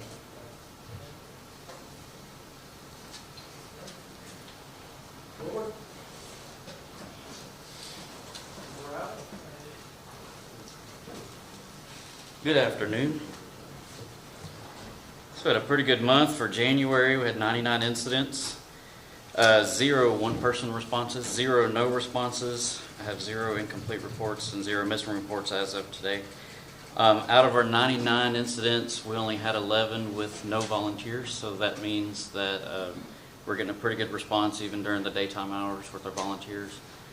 At about 11% of the calls that they didn't make, so they're able to make 89% of the calls that came in for the month of January.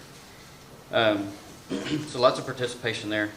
We're able to help kind of get them to participate with ongoing one-on-ones. We have our officers sit down with each one of them, talk about what their goals are, what trainings they want to see, what their next certification is going to be, try to help engage them, bring them back in to make sure that they keep coming back and responding to calls.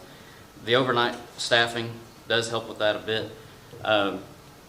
It's not every night that we have staff staying at the station overnight, but for the most part, we have staff that bunk out at the station overnight, and it's helped with not only with response to calls, but also helping bring those individuals back in to respond to calls, because then they commit to responding to calls during the time that they scheduled up for a shift. We did lose a couple of volunteers. They decided to further their career in the fire service. They've moved on to other places in the state, which is great for them.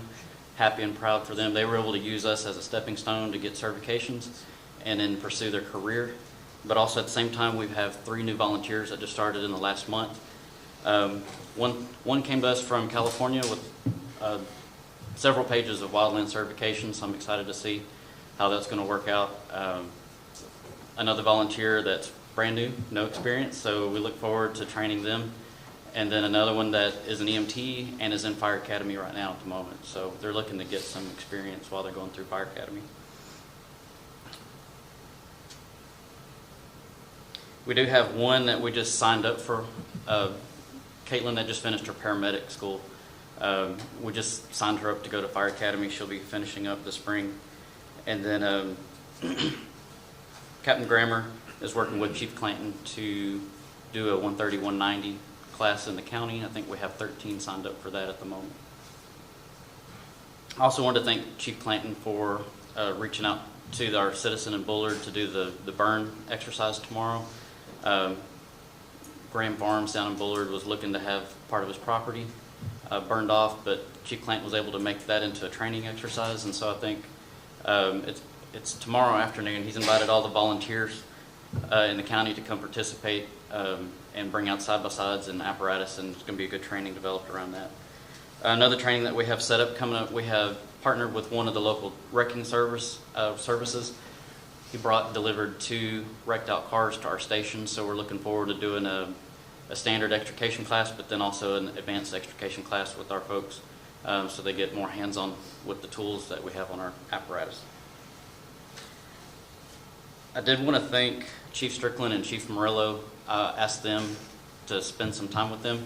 I was able to do our ride out with each one of the chiefs and got to spend a day with them. So it was important for me, I think, to develop a relationship with them and get to know them better on a personal level, but also kind of experience what their day is like, kind of help see the bigger picture of the organization as a whole. kind of help. I wanted to understand some of the challenges that they face. So as I bring issues or challenges to them, I kind of know what they're already facing on a day-to-day basis. So there was some good insight. I wanted to say thank you for them.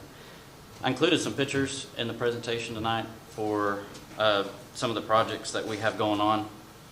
There's some pictures of the Humvee kind of before we received it, and then also where it's at now. So when we received it, it came to us through the Texas Forestry Service. It was previously at the Red River Army Depot, set up as a personnel carrier, had benches in the back, soft top, soft doors, and roughly about 6,600 miles on the truck.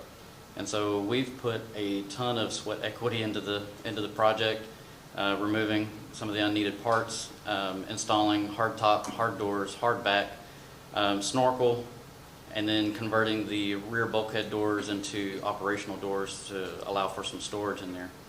So it's at paint currently. It's been primered, blasted and primered, and then I heard that they started to spray black paint last week.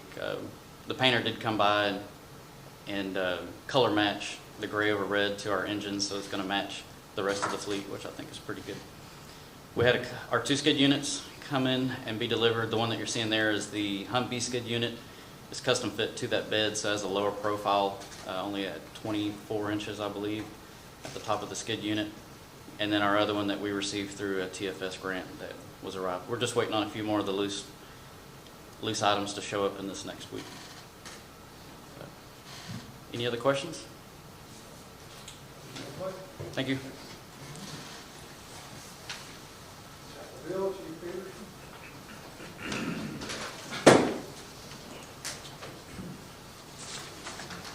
We've been pretty busy out in Chapel Hill. You see we have 95 calls.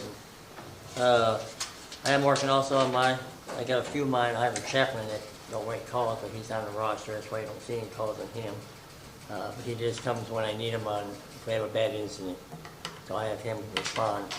I have his number, so he comes anytime we need him. I got a few of them are actually support people. They actually don't have any radios or pagers, but I have them when they big incident they come help support with water or what we need on the scene as well. But I do have some I gotta take off. There are some that's back. I'm trying to get the equipment off one of them right now. He has moved out of our district. So I'll be getting that. And I also lost one and went working for the ESD as well, so he ought to be coming off my roster as well.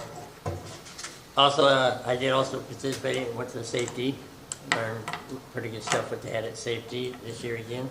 So like I say, it's a pretty good conference to go. People haven't gone to it. I also have 2 firefighters going through their SFMA side for firefighter 1 and 2. They're working on that at this time to get them certified on there so they can get entry. I also gained 2 new members. They started here this last month. In fact, they got them administrated now where they're going to spend some nighttime at my station and running calls for me as well. So I'm getting some other guys help there. And we had our chili supper this last Saturday. Guys probably forgot some, but I did put it out. But, we had a good turnout, and I haven't found out exactly how much money we made yet, but we had a good turnout as well. And also we're going to be going this next month. I got I always work good with a high school in Chapel Hill.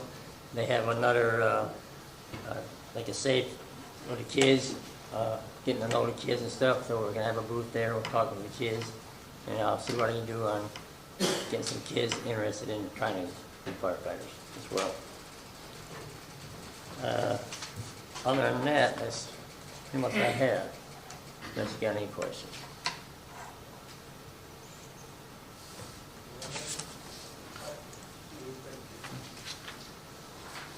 Chief York, Dixie.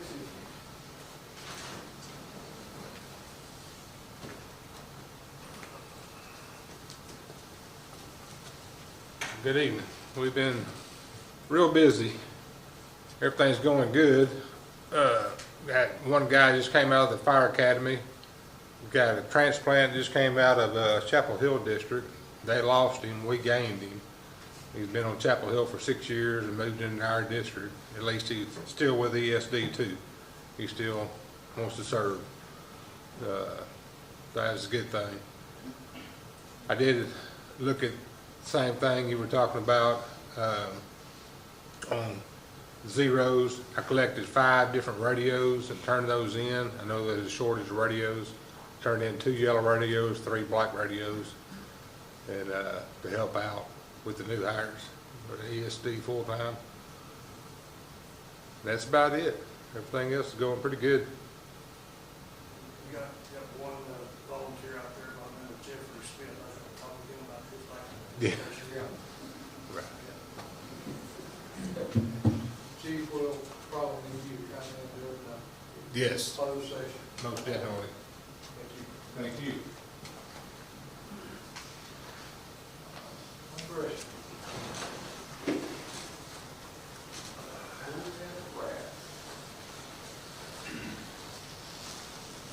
Let's see, as usual, the one-person responses are me.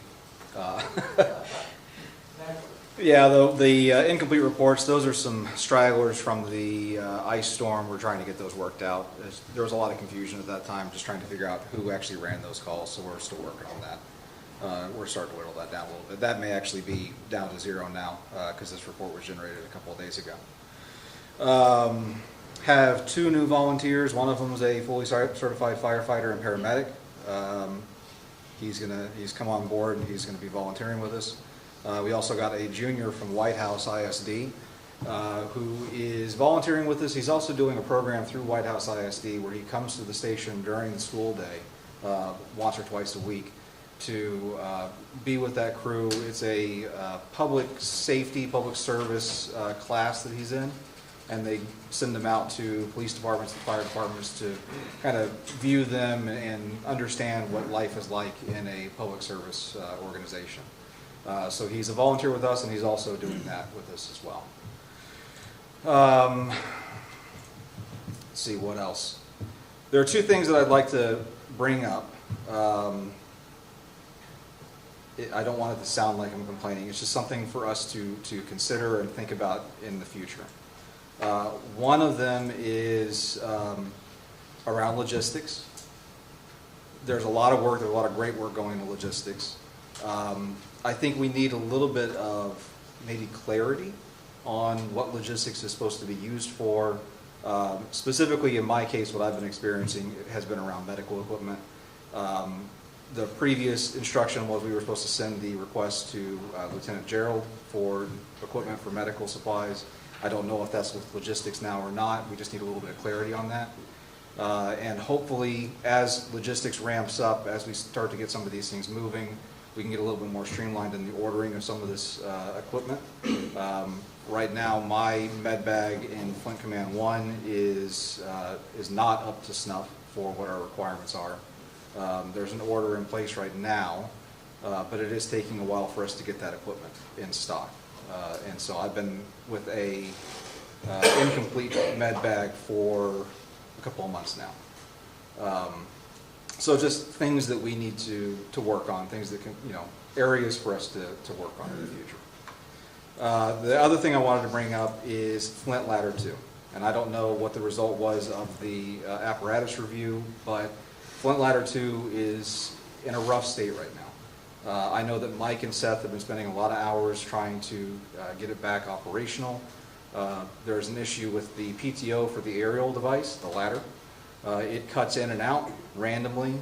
Right now, for me personally, and I know a number of the other lieutenants at Flint Station, we don't feel comfortable putting somebody on the tip of that ladder in a fire scene. Because we don't know if that ladder is going to come back down if they get into a bad spot. We got to make sure that they can get down safely. So that's a concern right there. And then I attempted to take it to a commercial structure fire the other night and got a complete electronic failure inside the truck. All lights shut down, emergency lights, headlights, dash lights, everything. Nothing was working. The way to resolve that, I had to stop, turn off the truck, start it over again. But that is an issue. Now, from my understanding, that truck is now 21 years old. It is very, very difficult to find parts for it, specifically the computer electronic type parts.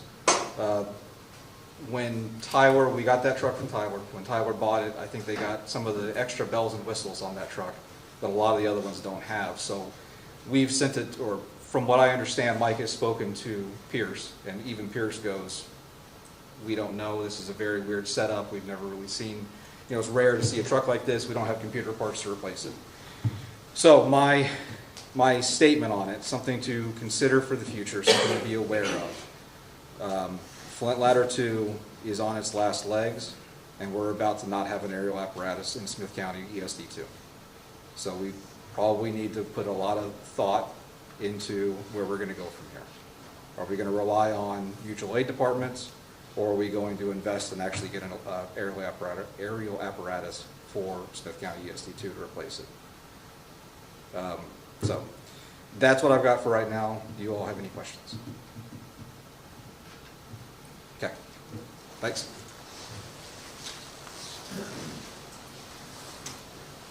Jason Hutz.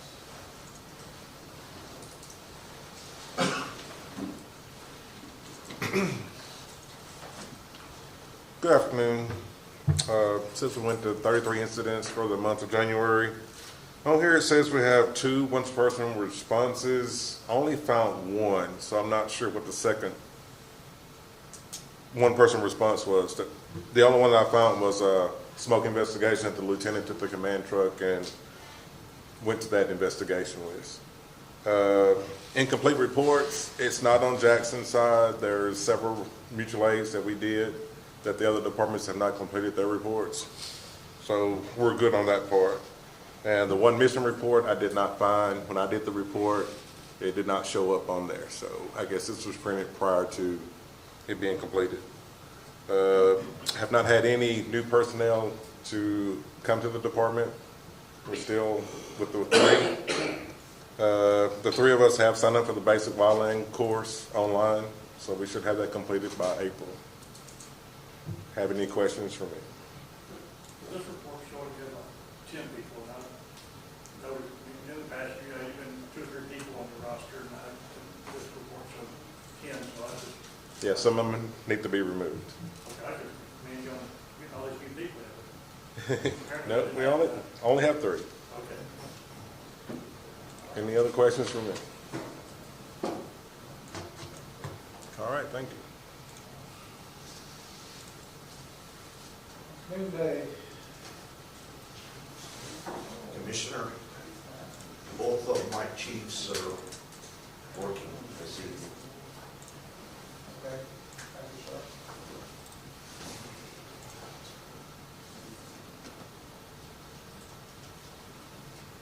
Rich Springs.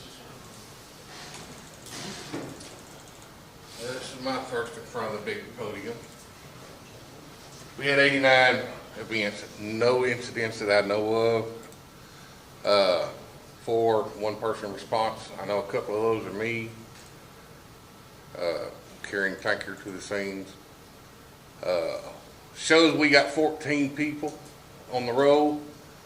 There's only about 6 or 7 of us that are actually running. A lot of these guys that's on there, I do not know them. They can, after tonight, I'll do some more investigating, and we can remove probably half of those. I do have 2 pending that's wanting to join. I got 2 more interested. So we're working on it. We're just trying. And we'll probably need to speak to you tonight in closed session too. We'll need to probably speak to you for a few minutes in closed session tonight. Yes, sir. Okay.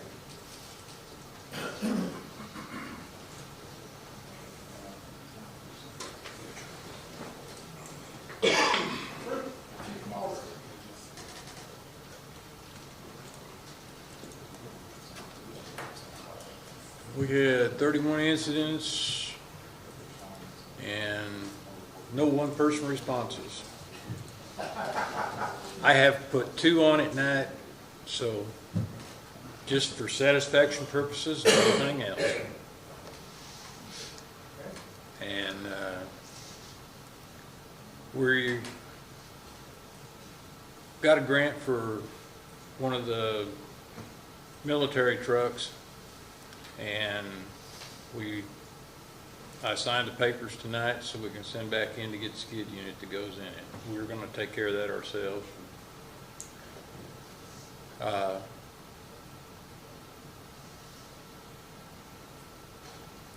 Had one person go to the wildland at Mill Creek. He was impressed with it, very much so. And I'm gonna try to get some of them to go tomorrow night to the one tomorrow night. I'm gonna try to make it myself so I don't come up and change my mind.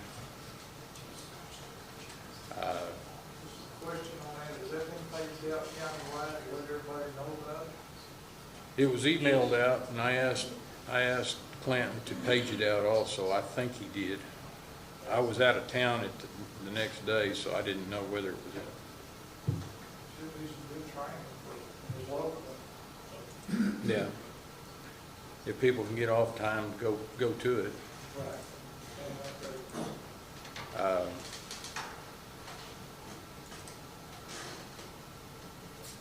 That's about the extent of it. I've got some people on there that don't get credit for the runs that they do make. I've got some police officers that don't get included on the reports because they're on duty, and that's kind of double dipping if you understand what I'm saying. So my police officers, I've got 3 or 4 on there now, and when they're on duty, they'll come out and assist if they have to or need to, and unless they're, because some of them live in Bullard and some of them live in Flint, and so they wanted to get on the fire department, so I allowed them. I'll take whatever I can get. The message is not take them off the list. No. The message is encourage Yeah. participation. So, Yeah, I've got. Any way you can get it, I'm with you. I've got quite a few that are new, and we're getting things worked out. It's an ongoing process. It doesn't happen overnight. You can well figure that now. Y'all have any questions for me?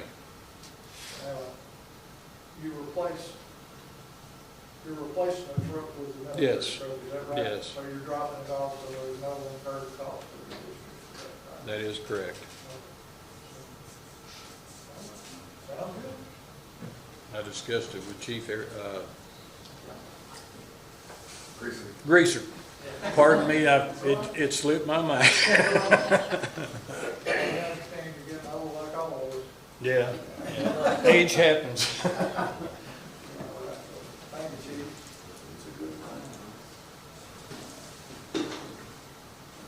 Chief Champion. White House report, we had 54 runs, had 10 one-person responses. Probably 8 of them were me. Had one that I'm still investigating on a no response issue to see what that is. Other than that, the report's great. The biggest thing, greatest thing going on is we started 48-hour shifts now 2 weeks ago today. Been awesome. You know, had a few requests going on, and and a couple of hiccups. You're gonna have some hiccups with it, but overall it's gonna be awesome. Last night, Chief Greaser touched on it. We had our first structure fire. It was with the A shift. Awesome response. When they got on the scene, City of White House and our truck both hit on the scene just basically the same time. Started in, and our tanker was right in behind it. 48 minutes into it. When they checked on the scene, 2 sides of the house we already had, windows were out, fire coming out the windows. So it was rolling and cooking. 48 minutes we had a control time. We were overall, after mop up, everything else, we were all back at the station, and we all kind of talked and looked and said, hey, basically, and pardon my language, but hell, we ain't never been on a structure fire. That we were there, complete, left and back in the station 2 hours. It was awesome.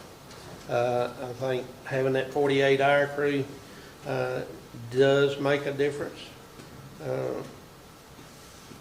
Good thing going on. About all I got to say. We do have, our last meeting, we had 2 new people working on board, plus a junior firefighter that came. So we've got 3 that's looking at coming on board with us. So. Any questions? Thank you.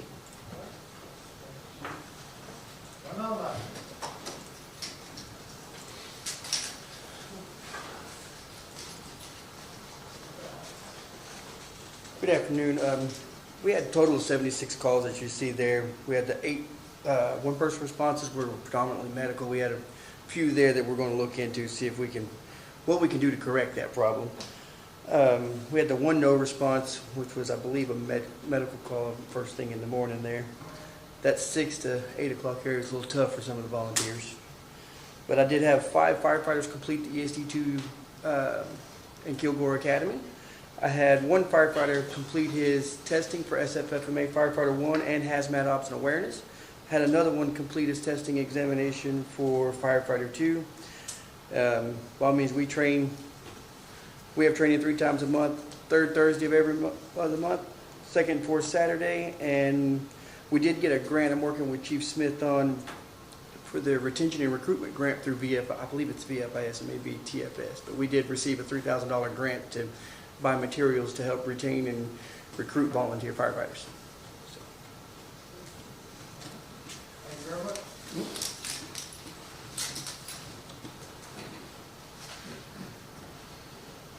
All right. Item 18, discuss, consider, and take any action on support services purchases. Item 18.1, emergency purchase to rent a generator for Dixie Station 1 during the ice storm. Total of, although the approval last month based on a quote, the actual invoice total was $31,42.44, was greater than the approved amount of $2,080.22 due to runtime. Talk about this, Larry? Yes, sir. So we discussed this and approved this at the last meeting. We were basing that on the quote that we had received. There was some additional print in the quote that that gave 3 different runtime ratings. And we weren't sure where we were going to fall until after it got picked up and run back in, and it did fall into the high category. We had high usage time on it throughout its use. So that's why the price was higher. It was clearly stated on the invoice, on the quote. We just didn't know where we were going to fall. My recommendation is just anytime before, just assume that it's going to be on the high run time, because we're going to be operating 24 hours a day, not 8-hour shifts. Yes, sir. Make the motion that we approve the actual invoice of $3,142.44 for the Dixie generator. Have a motion by Commissioner Donnelly to approve the amount of $3,142.44 for the actual rental on the generator, for the quote stated $2,080.22 due to runtime. I have a second. I have a second by Commissioner Wilson. Is there any other discussion or question? Not all those in favor signify by saying aye. Aye. Any opposed, say nay. And motion carries. 18.2. Discuss, consider, take any action on repairing damage to Battalion 1. This is repair damage to the Battalion 1 truck from an incident of striking a deer while just going on a call or returning from a call. You want to speak on that, Larry, I guess? Yes, sir. This value is less than our deductible on the insurance. That's why it's being brought here for approval directly. And I just recommend low bid. I understand about the low bid. The low bid is out of Smith County, and to me, I prefer to keep our money here in the county if we can. But that's just me, so that's the only statement I've got there.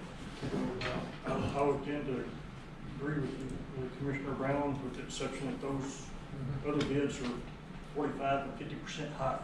Yeah. If we're closer, absolutely, I could justify that. Right. And I understand that, you know. But I also understand we need to save the money. So that was the only thing I wanted to say. If we could, I'd like to try to keep it in the county. So So you're requesting $4,000 and the low bid is $3,000. Let's keep it at the $3,000. Let's go with it. Okay, low bid is $3,000, like 10 cents, I think it was. Maybe, let me pull it up just to make sure. I think that's pretty wood.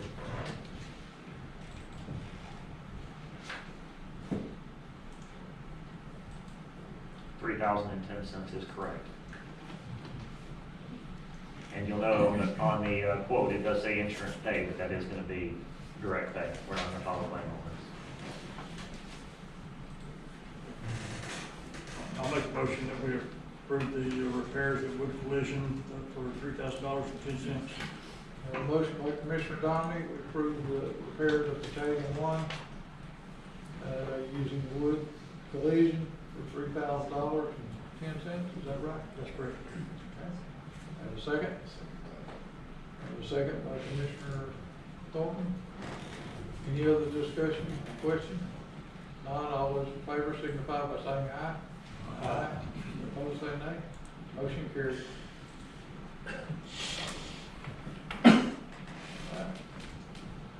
18.3, discuss, consider taking any necessary action on the purchase of that pollution control system and supplies at cost not to exceed $6,800. Larry? Commissioners, we touched base a little bit on this earlier in my report on some of the cost-saving measures that we're looking with bulk purchasing. This is one of those items. Also, I want to point out that as you notice, the title kind of is highlighted here. We've tried something new on this agenda and the last agenda to provide a cover page for the items to shorten the agenda. So if you click in on that, you can actually see some more of the detail. I just wanted to point that out. This dilution control system is going to be a couple pieces of equipment that would be installed at logistics, along with some initial startup supplies of some containers, and will drastically reduce the cost of our chemicals on a go-forward basis starting next year by purchasing highly concentrated chemicals and reducing the shipping cost. Most of the cleaning supplies that we're buying right now, you're paying to ship a lot of water. This will reduce that. And cost benefit analysis has been done and is included in that cover sheet.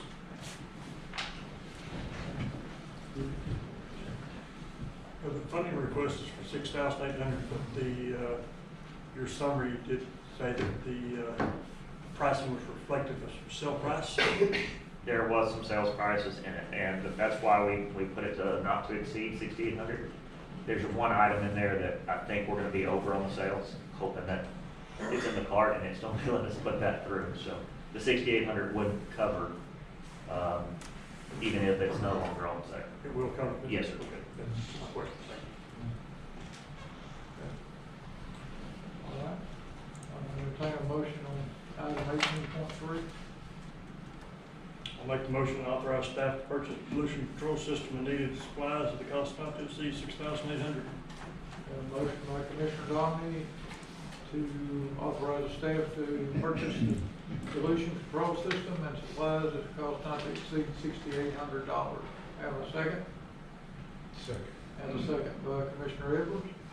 Any other discussion? If not, all those in favor signify by saying aye. Aye. Opposed, say nay. Motion carries. 18.4, discuss, consider and take any action on purchasing survey services for the Jamestown station as required by Harris Craig Architects at the cost of $2,950. Commissioners, this is for the new Jamestown station. I did turn over the original survey that we did with the purchasing, and that was not a sufficient survey for the architects and engineers. They need a more in-depth survey that includes topo, and that's what this survey will produce. There is another environmental study that we're going to have to do later, but I did not get the quotes back in time for this meeting, so that will be introduced at the next board meeting. So the environmental study we had done,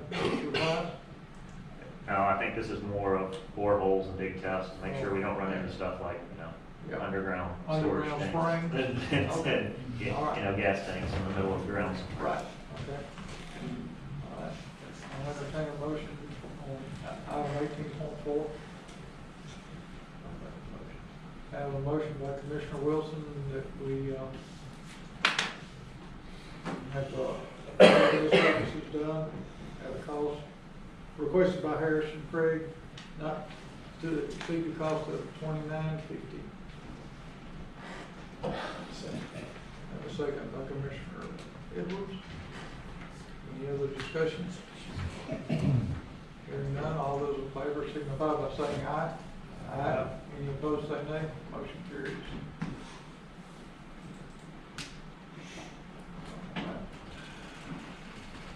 $18.5. Discuss, consider, and take action on bulk supply orders for the ESD not to exceed $7,500. Well, along the same lines as the dilution control, this would be purchasing bulk supplies, things like fire line tape, hand soap, paper goods. What we did is we analyzed a year's worth of data on historical purchases through Amazon alone. There are other purchases that we do throughout the year that's come through Office Depot or Sam's Club. This would try to start centralizing all of those, providing uniform supply purchases.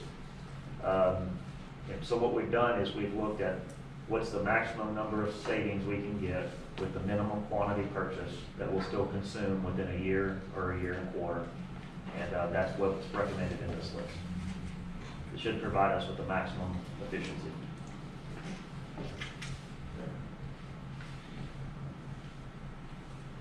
I'll entertain a motion on 18.5. I'll make the motion to authorize staff to purchase standardized bulk order supplies for all ESD facilities, cost not to exceed $7,500. Motion by Commissioner Dominey to authorize the staff to purchase standardized bulk order supplies for all ESD facilities at a cost not to exceed $7,500. Do I have a second? Second. I have a second by Commissioner Edwards. Any other discussion or question? Hearing none, all those in favor signify by saying aye. Aye. Any opposed, say nay. Motion carries. Item 19, discuss, consider, take any necessary action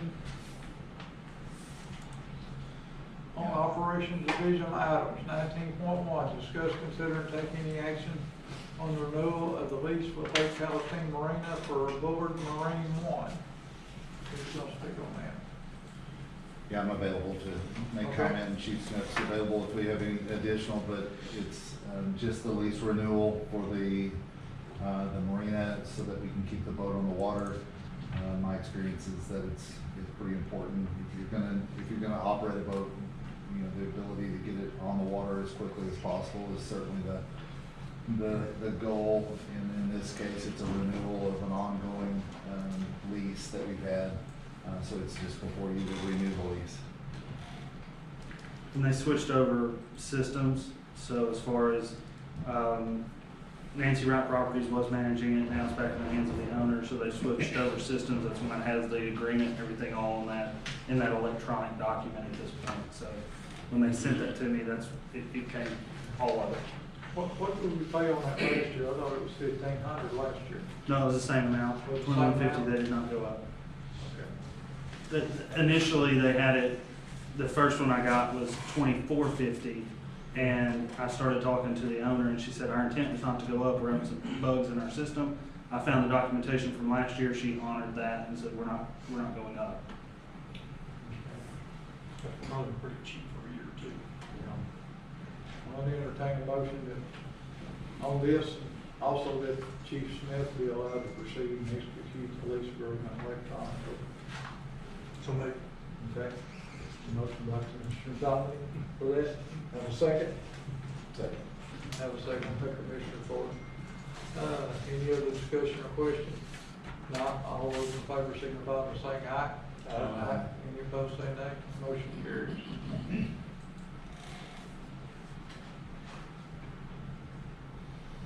$19.2, discuss, consider, and take any action to allow Chief Smith to attend the Texas Fire Chiefs Association Fire Chiefs Academy at a total cost of $29.95.44. Yes, this is a ongoing professional development series related for a professional designation as a chief officer within the Texas Fire Chiefs Association. So it's a year one and a year two program. Really can be done in the same year. They only have a few offerings per year for that. Having, as a graduate myself from that program, I have quite a bit of understanding how it's developed and what it's done for the Texas Fire Chiefs across the state. Being a Texas-based development program that really focuses on some of the challenges that chief officers face in the state of Texas. And with that, my recommendation is to allow Chief Smith to attend that as part of his professional development, and would be paid for and funded out of our training program.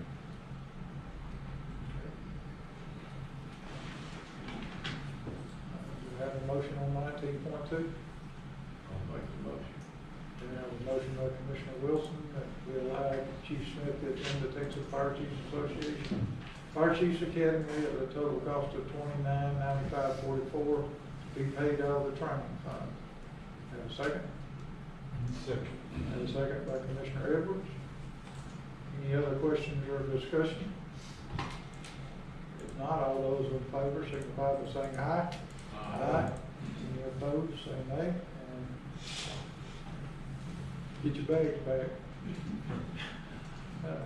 19.3, discuss and consider take any action on Chief Breezer and Chief Smith's attendance to the Texas Fire Chiefs Association Annual Conference. Been a participant in the Texas Fire Chiefs Association for a number of years, and have participated in this particular conference. It's a conference not unlike the options that are available at the Safety Conference, but particularly tailored to the current events and things that Texas Fire Chiefs are facing. One of the topics that's pressing is mental health for first responders, and so amongst many other topics is one that I think we should have our eye focused on is mental health and the trauma that our service faces day in and day out, and how we can be of assistance to keep our members as healthy as possible in the mental health world.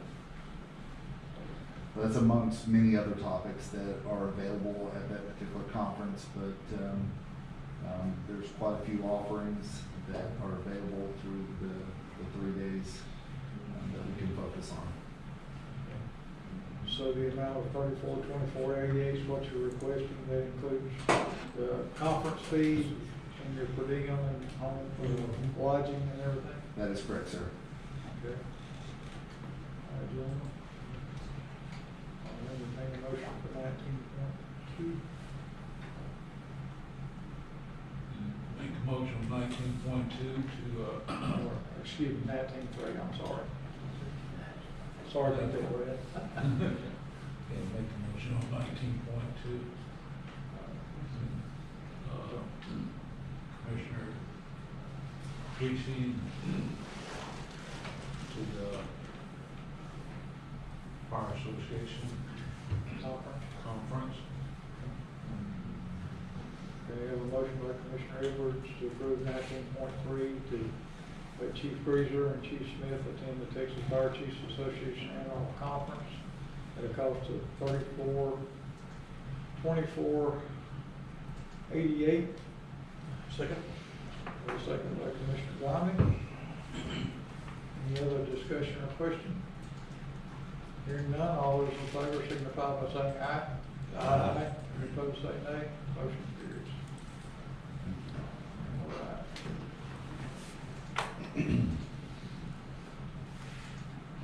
All right. Item 20, review and take action to engage legal counsel related to service provider contract matters. Eric, you want to speak on that, or? Yeah, I'm available to Yeah, go ahead. Whichever one. Yeah, go ahead. So certainly some of the takeaways from the safety conference as we began to explore some of the legal challenges of writing service provider contracts and how to update those contracts and make sure that we're considering all the things, including things that we identified even tonight that we want to make sure that are included in there, like the whistleblower and the drug screening processes that we want to make sure are part of our processes. With that, I met with at the conference and just obtained a contact for a legal service that is highly involved in those type of contracts. So it's certainly something that they're very familiar with. An ESD format like us to have service providers within the district. In addition to that, I have the work that many of the collaborative volunteer chiefs have put together to create some of the requests that they have. So Chief Mauger provided that to me a few weeks back, and we began that work of just creating the framework of some of the things that we'd like to include,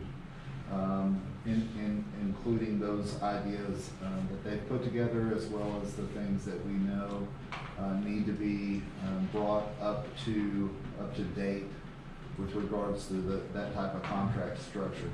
Certainly, that's not my expertise, and we feel like we need professional services to help us get there.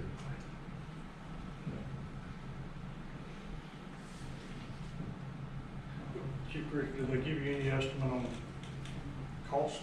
I know they got an hourly rate, but. Yeah, so what I would say is that they don't, and they not really, to engage further to figure out what that proposal would look like. I need your blessing.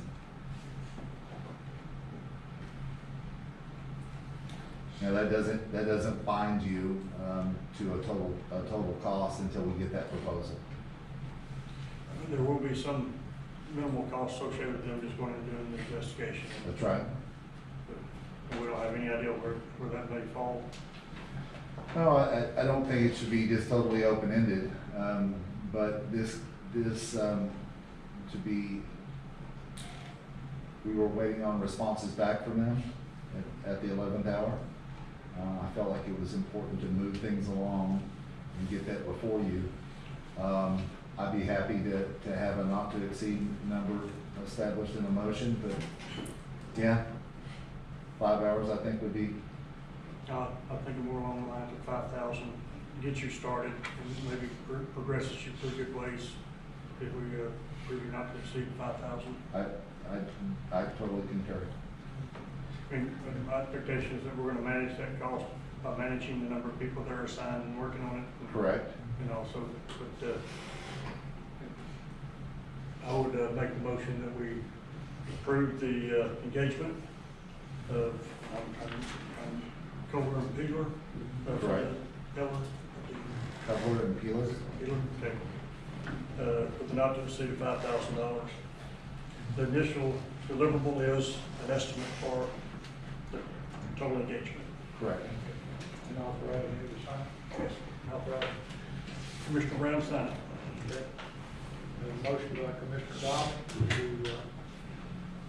sign an engagement letter with Kohler and Peeler, not to exceed $5,000 for the development of service provider contract. Second. I have a second by Commissioner Thornton. Any other discussion or question? Not. All those in favor signify by saying aye. Aye. Any opposed say nay. Motion carries. Okay.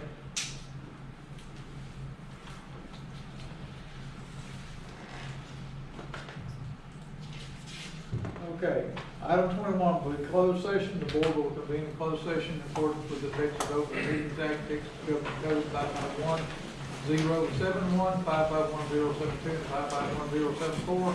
No action shall be taken while the board is in closed session. Any final action, final decision, or final votes will be taken if the board reconvenes in open session. And at this time, we are adjourned at 8:15.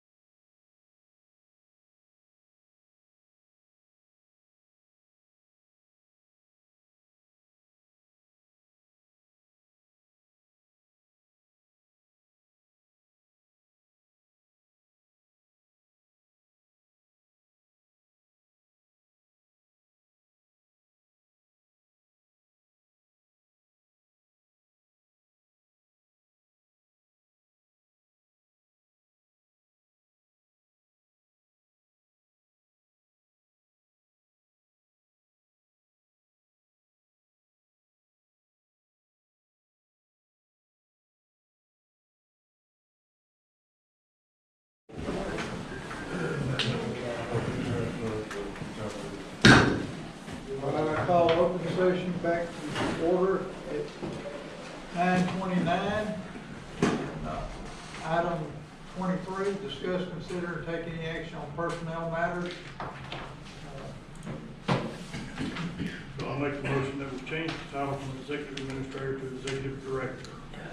And that we would also appoint Eric Edstrom as our executive director with a severance agreement.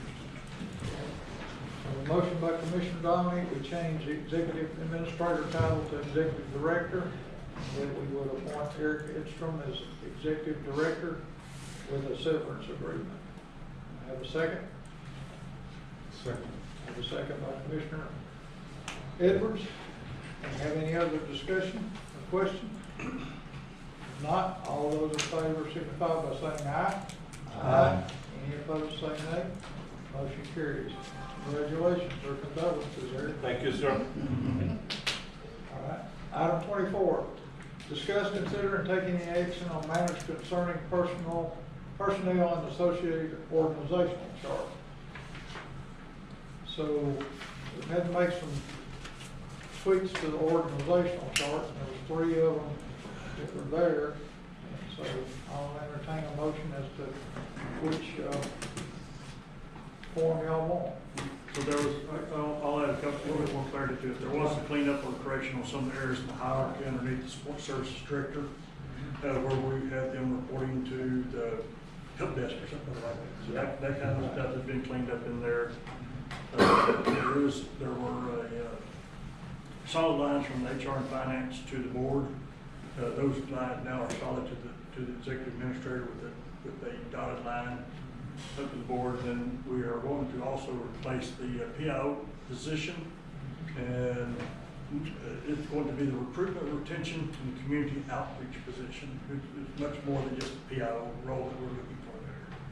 So those are the major changes that are there, and the other change was in, our other proposal was that you mentioned with the alternate A, B, and C, and it is really around how the VFD liaisons are depicted on the org chart, reporting to the chief of operations, and whether or not there was going to be a dotted line up to the executive administrator. I'm going to make the motion that we would adopt alternative B, which leaves a solid reporting line through the chief of operations and no dotted line reporting outside that. Each one of them has the ability to report to, anybody in the organization has the ability to go to the executive director if they feel the need to. So my motion is to adopt alternate B. Have a motion for that. I second that motion. Have a second. And I'll also say that, also with that, it puts you back down on the level with the assistant chief. So, barring that. No, it doesn't. If you look at the organizational chart, It is the exact same reporting structure through the chief of operations. It does not demean those guys' roles or responsibilities whatsoever. It's the exact same reporting structure. Okay, we'll see. That's what you say. I don't read it that way. I'm sorry.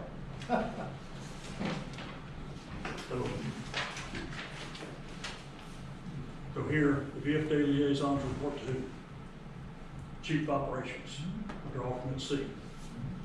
Under alternate D, they report to the chief of operations. Exact same reporting structure. But you take up the dotted line where they can't go to, they can go there. They can, you know. There's nothing prevents them Okay, from going. that's fine. There's no. So we have a motion and a second. Any other discussion? Hearing none, all those in favor of B, signify by saying aye. Aye. Any opposed, say nay. Nay. Motion carries for B, 4-1. Item 25, discuss, consider, and take any action on matters concerning real property. Make the motion to commission an independent appraisal and a commercial real estate broker to provide inventory market research concerning the property at, and I can't remember our address. Motion by Commissioner Domby to Commission of Independent. Commission, You want me to repeat it? Yeah. Motion to commission an independent appraisal and a commercial real estate broker to provide inventory market research for, and Smith County ESD2. Right. Fiscal areas. Okay. Okay, that motion, have a second? I second. Have a second. Any other discussion? All those in favor signify by saying aye. Aye. Any opposed, say nay. Motion carries. 26, discuss, consider, and take any action on matters concerning personnel and associated workman's comp. So. Yeah, I'll read this one out, it's a little bit longer. Yep. So what we're doing, recommended that Smith County ESD2 adopt a policy effective April the 1st to collect the workers' comp payments. And so Smith County ESD2 will ensure that the employees are paid up to 85% of their base salary while on workers' comp, which would also allow the employees to continue to make benefit contributions such as retirement contributions. Okay. Motion by Commissioner Domney. Have a second. Second. Have a second. Commissioner Edwards. Any other discussion? All right. Only thing is, this, if it passes, will commence April the 1st. So, anyway. All those in favor signify by saying aye. Aye. Any opposed, say nay. And that motion carries. Item 27, remarks by presiding officer and or board members. Information updates, items to be placed on future agendas and future meeting dates, times, and locations. I have a question. If we were thinking of doing a workshop on March 20th, where as many board members as possible ideally should attend. It is concerning the short-term and medium-term plans for apparatus purchases and future locations for fire stations. And it would be presided or given by Chief Greaser and with support from the long-range planning committee. And the idea was to have this workshop on the 20th, and any deliberations that would come out of that, we could then present for approval on the regular board meeting on March 27th. So I don't know what your availability is for. Hey, Eric, if you want my data, I'm out of town that night, just FYI. On the 20th? Yeah. Okay. Because my wife has a doctor's appointment, so I'll just get ready. I will communicate back then to the board members with an alternative. They don't come for a day. All right. Grant, you have anything? No. Charles? Scott? Craig? Okay, I'll entertain a motion to adjourn. We are adjourned Get out of here. at 9:37.